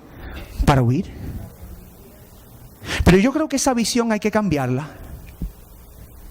Porque muy pocas veces se han predicado sermones desde el púlpito que enseñan a la gente a afrontar las consecuencias. Y yo creo que nosotros tenemos que empezar a hablar de esto. Les voy a decir por qué. Porque no todo el mundo va a poder huir. Es verdad que la preparación se debe hacer para huir, pero no todo el mundo, por las circunstancias de su vida, va a poder huir. Y muy pocas veces nosotros hablamos de esto. Más aún, ustedes saben el texto que mencionó el hermano ayer, yo lo uso siempre también aquí. Jesús llegó a decir: y será predicado este evangelio del reino por martureo, por martirio. Y entonces vendrá el fin. ¿Sabes, mi amigo y mi hermano? Dios está por suscitar los mejores evangelistas. Los mejores evangelistas no serán los que tendrán un verbo florido. Los mejores evangelistas no serán los más elocuentes. Los mejores evangelistas no serán aquellos que tendrán un conocimiento exacto de la profecía. No. Los mejores evangelistas estarán por surgir. Y yo no sé si yo estoy ante un grupo selecto de esos buenos evangelistas. Los buenos evangelistas y los mejores están por surgir serán aquellos que no amarán su vida, sino que amarán a Jesús más que a su vida. Y que cuando llegue el último momento se levantarán y por encima de las circunstancias se pararán firmes. Y si tienen que dar su vida por Jesús, la darán. Permita al cielo que podamos ser henchidos por el Espíritu Santo, porque Jesús está esperando a esos evangelistas. Fueron los que hicieron resurgir la reforma protestante con poder. Cuando uno de los evangelistas de Dios en la reforma moría, su sangre era derramada, se levantaban cientos y miles de personas donde se había derramado esa sangre. Y Dios está esperando de su pueblo fidelidad. Fidelidad para huir si tenemos que huir, pero si las circunstancias son apremiantes en tu vida y no puedes huir, que Dios te habilite por el poder de su Espíritu para estar de frente a Él y poder ofrendar tu vida para Cristo Jesús. Jesús está buscando esos evangelistas. ¿Serás tú uno de ellos? Permita al cielo que, si así las circunstancias lo permiten, podamos prepararnos para ese momento. Hay un evento reciente que nos indica que los 10 mandamientos están siendo tomados en cuenta por el gobierno de los Estados Unidos de Norteamérica. Miren, esto ocurrió el sábado 9 de junio del 2007.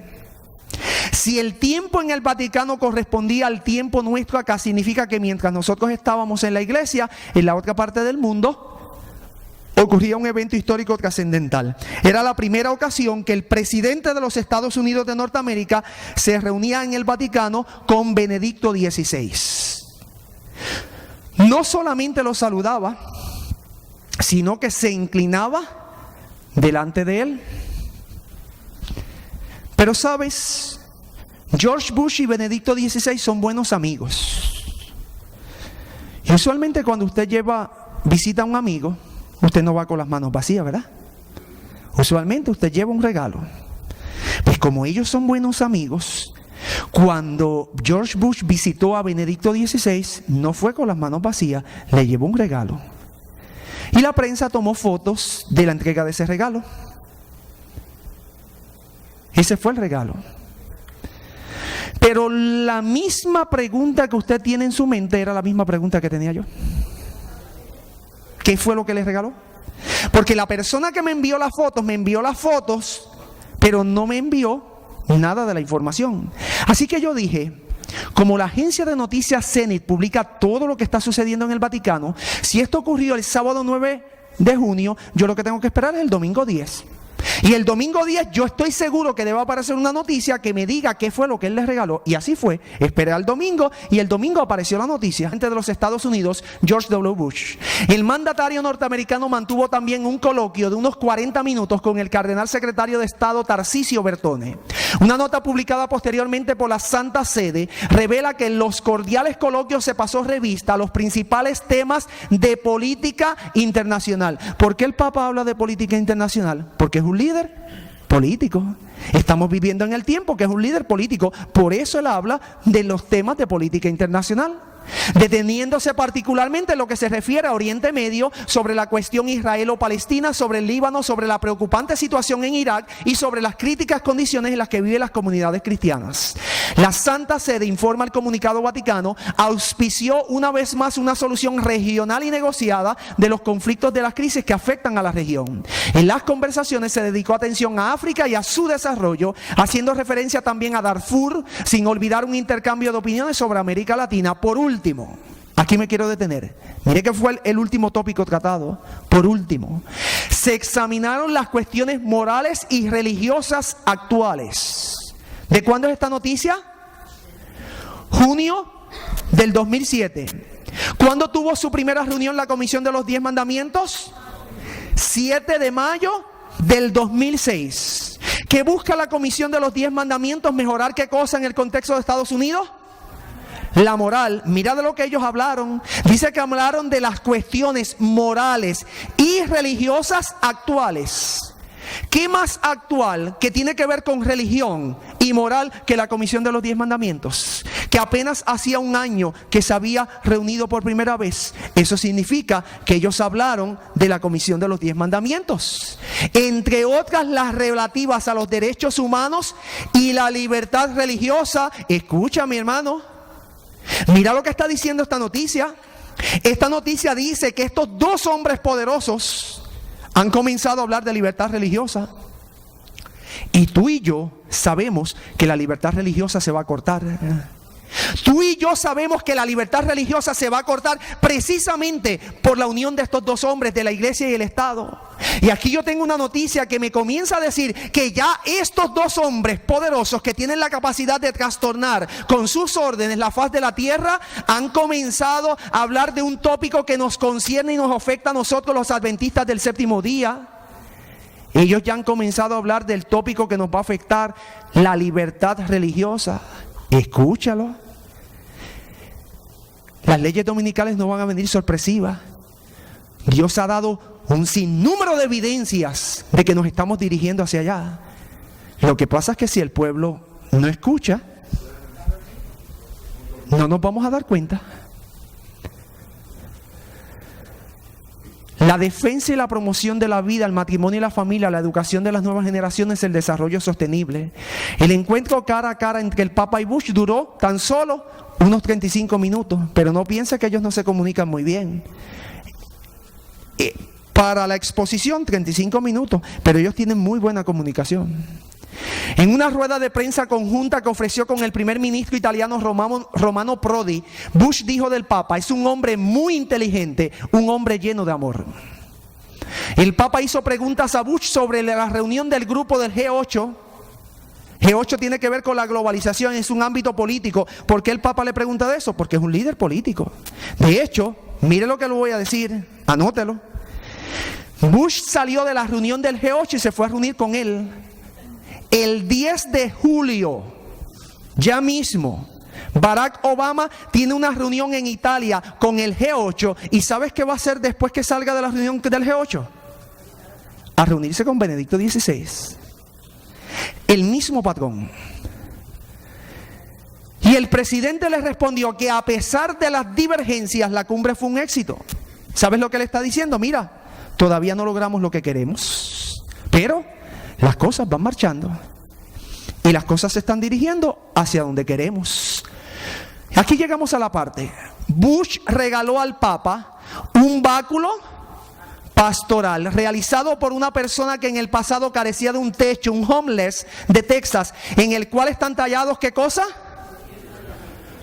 Los 10 mandamientos. Eso que está ahí son los 10 mandamientos.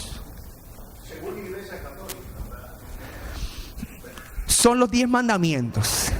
¿Qué le está diciendo Bush al Papa? Le está dando un mensaje. Ahora yo quiero que usted me conteste una sencilla pregunta. ¿Qué fue lo que Dios le dio a Moisés para que dirigiera a su pueblo? Una vara. ¿Qué le está dando el presidente de la nación norteamericana al Papa? Una vara. Es una transferencia en poder. ¿Qué le está diciendo con ese regalo Bush al Papa? Él está diciendo lo siguiente: yo quiero, como presidente de los Estados Unidos de Norteamérica, que tú dirijas mi nación. Y yo quiero que tú dirijas mi nación, y yo te estoy dando el poder para que lo hagas, pero que lo hagas en el contexto de la ley de Dios. Yo quiero que tú dirijas mi nación con los 10 mandamientos. Benedicto XVI y George Bush son buenos amigos. Así que en el año 2007, Bush visita al Papa en su casa. Y como son tan buenos amigos, entonces Benedicto XVI decide visitar a Bush en la suya en el 2008. El año siguiente. Entonces se programa un viaje. Y la agencia de noticias Zenith, el 8 de abril del 2008, publicó una noticia donde se dice cuáles eran las intenciones de Benedicto XVI de visitar los Estados Unidos. La visita fue del 15 al 20 de abril. Pues el día 8, del mismo puño y letra de Benedicto XVI, él escribió qué es lo que lo motiva a él a venir a los Estados Unidos. Escuche, mira lo que está diciendo. Esto Benedicto XVI él mismo lo escribió. Mire qué es lo que lo está motivando a él venir acá. Él dijo: llevaré el mensaje de la experiencia cristiana también a la gran asamblea de las Naciones Unidas, a los representantes de los pueblos del mundo, anunció. Y ahora escuche lo que él dice. En efecto, el mundo tiene más que nunca necesidad de la esperanza de paz, de justicia, de libertad, pero no podrá realizar esta esperanza sin obedecer ¿qué cosa? La ley de Dios que Cristo llevó a su cumplimiento con el mandamiento del amor mutuo. Miren, mis amigos, Benedicto XVI venía a recordarle a los Estados Unidos que este es un país que es un bastión de paz, de justicia y de libertad. Pero le quería recordar, si ustedes quieren seguir siendo el bastión de esas 3 virtudes, ustedes tienen que recordar que ustedes tienen que volver a la ley de Dios. Él siguió diciendo: es la ley escrita en el corazón humano y en ella podemos, mire la palabra, reencontrarnos todos, de modo que el encuentro de las diferencias sea positivo y constructivo para toda la comunidad humana. ¿Sabes lo que está diciendo Benedicto XVI? La ley de Dios puede ser la base, escúcheme, para un movimiento ecuménico mundial. Yo les voy a decir algo más. Nunca en la historia a ningún papa se le había ocurrido utilizar la ley de Dios como elemento ecuménico. Búsquelo. Nunca. Al único que se le ocurre es a Benedicto XVI. ¿Por qué? Porque estamos en el tiempo que se tienen que desarrollar las leyes dominicales. Por eso a él se le ocurre. Eso significa que si ya Benedicto XVI tiene en su mente utilizar la ley de Dios como el recurso más fuerte para el ecumenismo, significa que Benedicto XVI es el Papa que está a un paso del domingo. Porque en la ley que él profesa no está el sábado. La ley que él tiene en la mente tiene el domingo muy fresco, muy patente. Eso significa que nosotros estamos viviendo ante el pontificado del Papa, que ya tiene la ley de Dios como elemento para unificar el mundo. Mi hermano, escúcheme bien. El viernes usted va a entender esta declaración de Benedicto XVI. Si hay un día que usted no debe faltar, es el viernes. El tema del viernes es complemento a este. El viernes usted va a entender por qué están sucediendo las cosas como están sucediendo. El viernes es la clave para usted entender que Jesús viene. Y usted va a entender por qué Benedicto XVI dijo lo que dijo. Tengo unos 7 minutos y espero terminar los 7 minutos. El inicio de la celebración del Día de los 10 Mandamientos, mis amigos y mis hermanos, debe constituirse en el inicio de la preparación para lo que vendrá sobre la iglesia. Si este es el movimiento que va a terminar trayendo las leyes dominicales, y ya comenzó, es cuestión de tiempo, y usted y yo tenemos que prepararnos para la venida de Jesús. Dios en su misericordia nos está dando el primer aviso de la gran debacle que vendrá sobre nuestro pueblo. ¿Sabes, mis amigos, lo que quiero decir? Ya comenzó a formarse un huracán. Es un huracán nunca antes visto por los miembros de la Iglesia Adventista del Séptimo Día. Es un huracán categoría 20. Ya los primeros vientos han comenzado a azotar a la iglesia, y Dios en su misericordia nos está llamando para que nosotros, conscientes del tiempo en que vivimos, nos preparemos conforme al tiempo en que vivimos. Los primeros vientos han comenzado a azotar a la iglesia, pero ese huracán se intensificará más. ¿Y sabes para dónde se va a dirigir? La profecía dice que se va a dirigir directamente hacia nuestra iglesia. Y cuando ese huracán entra a esta iglesia, porque va a entrar, dice que aventará a cientos de miembros de esta iglesia, los sacará de aquí para nunca más volver. Solamente permanecerán incólumes aquellos que hayan echado su raíz muy profundo en Jesús, la roca de los siglos. Y aquellos que hayan echado su raíz en Jesús, cuando ese huracán pase por la iglesia, el huracán pasará y quedarán en la iglesia. Los que tengan raíces superficiales se irán para nunca más volver. Jesús quiere reproducir su carácter en cada uno de nosotros. Nosotros debemos de prepararnos. Hay una cita de Elena de White que ha causado mucho impacto en mí, me la he aprendido de memoria. Ella dice: aquel que no tiene suficiente fe en Dios para creer que Dios puede guardarlo sin caída, no tiene la fe que le dará entrada en el reino de los cielos. Aquel que no tiene suficiente fe en Dios para creer que Dios puede guardarlo sin caída, no tiene, dice ella, la fe que le dará entrada en el reino de los cielos. 3 citas de Elena de White sirven de nuestra apelación y conclusión. La primera es la del conflicto de los siglos, la página 680. Esa cita muestra que es un huracán categoría 20 lo que viene para la iglesia adventista del séptimo día.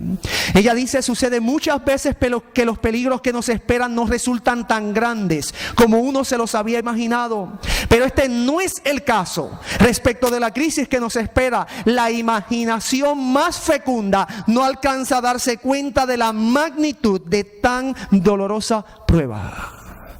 Es un huracán categoría 20.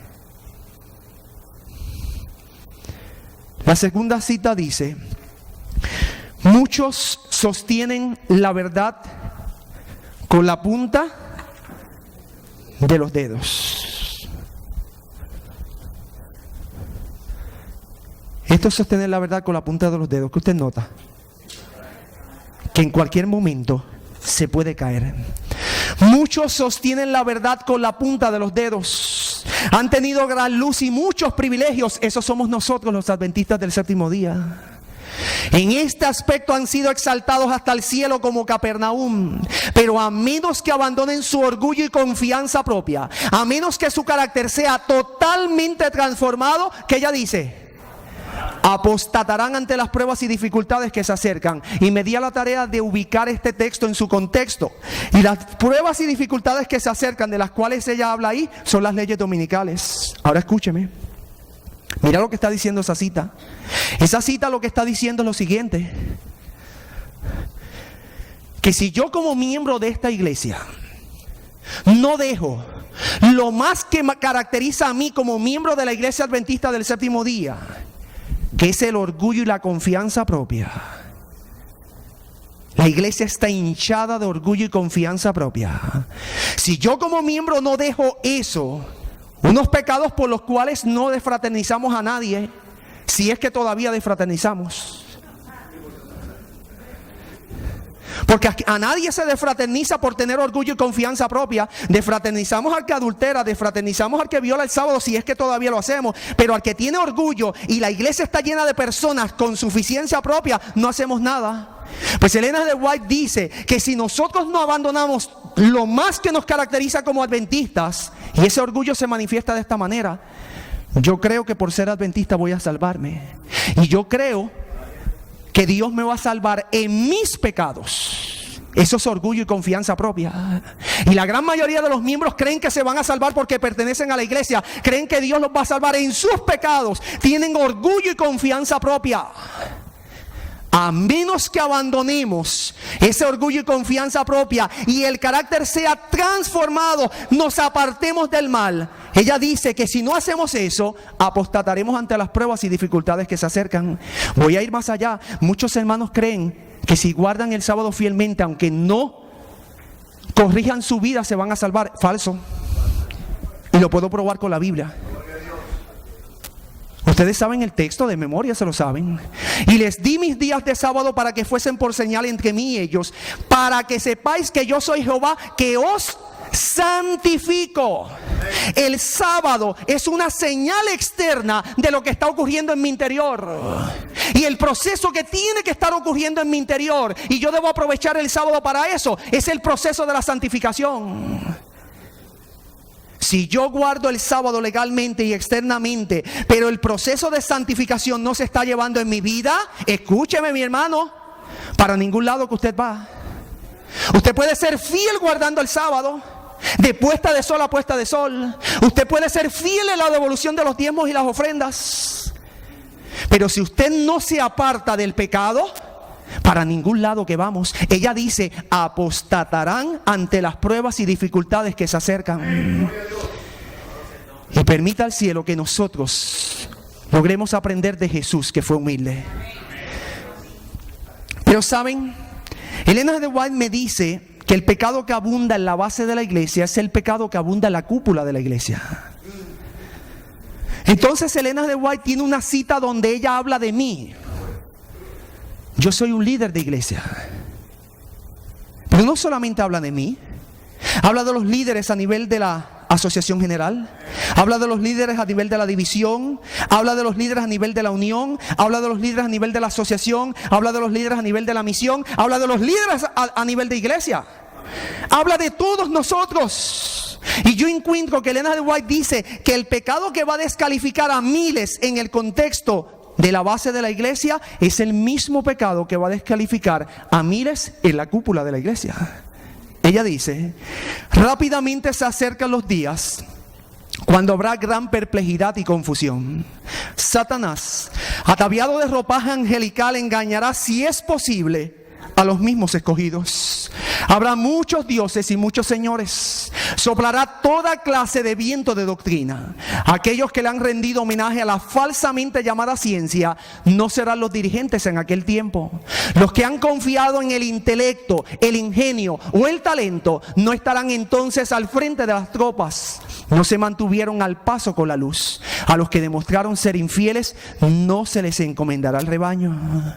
Elena de White está hablando aquí de un grupo de personas, líderes que le van a estar rindiendo homenaje a la falsamente llamada ciencia. ¿Sabes lo que significa eso? que van a estar utilizando los púlpitos más que para predicar la palabra de Dios, para predicar filosofías humanas. Y porque estarán utilizando los púlpitos para predicar filosofías humanas, ella dice que le estarán rindiendo homenaje a la falsamente llamada ciencia, y por eso no serán los dirigentes en aquel tiempo. Ella dice: ¿por qué Dios los va a desechar? Los que han confiado en el intelecto, el ingenio, el talento, no estarán entonces al frente de las tropas. Es decir, serán los líderes que más que tener confianza en Dios, tendrán confianza en sí mismos. Y porque han confiado más en sí mismos, en lo que es su intelecto, en lo que es su capacidad, en lo que es su talento, han confiado más en sí mismos que en Dios, dice que no estarán entonces al frente de las tropas. Dios los descalificará como líderes de la iglesia. Ella dice: ¿por qué? No se mantuvieron al paso con la luz. Escúcheme, para ellos temas como estos no eran importantes. A los que demostraron ser infieles no se les encomendará el rebaño. Está hablando de mí como pastor, porque los que cuidan el rebaño somos nosotros. Y esta cita me hace temblar. Pero aguántese de su silla. Esta cita no ha concluido.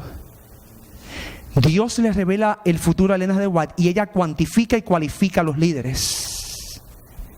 Ella concluye diciendo: pocos serán los hombres grandes que tomarán parte en la obra solemne del fin. Ella dice: ¿por qué? Son autosuficientes, se han independizado de Dios y Él no puede usarlos. El mismo pecado que descalifica a los miembros de la iglesia, el orgullo y la confianza propia, será el que descalificará a los líderes de la iglesia. Cuando yo encuentro esa perspectiva, solamente nos resta en esta noche hacer un último llamado. Si el orgullo y la confianza propia es el problema del adventismo, el único antídoto que existe para eso es observar a Jesús. Jesús y la cruz del Calvario son suficientes para el problema que tiene el adventismo. Dios ha dado el antídoto con anticipación. Observa a Cristo Jesús en la cruz del Calvario muriendo por ti. Cuando tú puedas mirar a Jesús, lo que Él hizo por ti, cuando tú puedas ver que Jesús, siendo el Rey del universo, lo dejó todo para servir, tú entonces encontrarás que todo lo que Dios te ha dado, riqueza, influencia, elocuencia, capacidad intelectual, recursos, carisma, todo lo pondrás a los pies de Jesús. Lo llevarás a la cruz del Calvario. Tu orgullo mirando a Jesús se derretirá y nunca más volverá a florecer. Pero Dios quiere que nosotros vayamos a la cruz del Calvario. Es el único remedio que yo tengo para el problema que tiene el adventismo. Jesús y Jesús crucificado. Observándolo, podremos nosotros deshacer todo nuestro orgullo. Entonces tomaremos todo lo que Dios nos ha dado, lo pondremos al servicio de Dios, y Dios incinerará su espíritu en nosotros y nos hará útiles hasta los confines de la tierra. El remedio para el adventismo ya Jesús lo ha dado. Obsérvalo en la cruz del Calvario. Dios les bendiga y les guarde.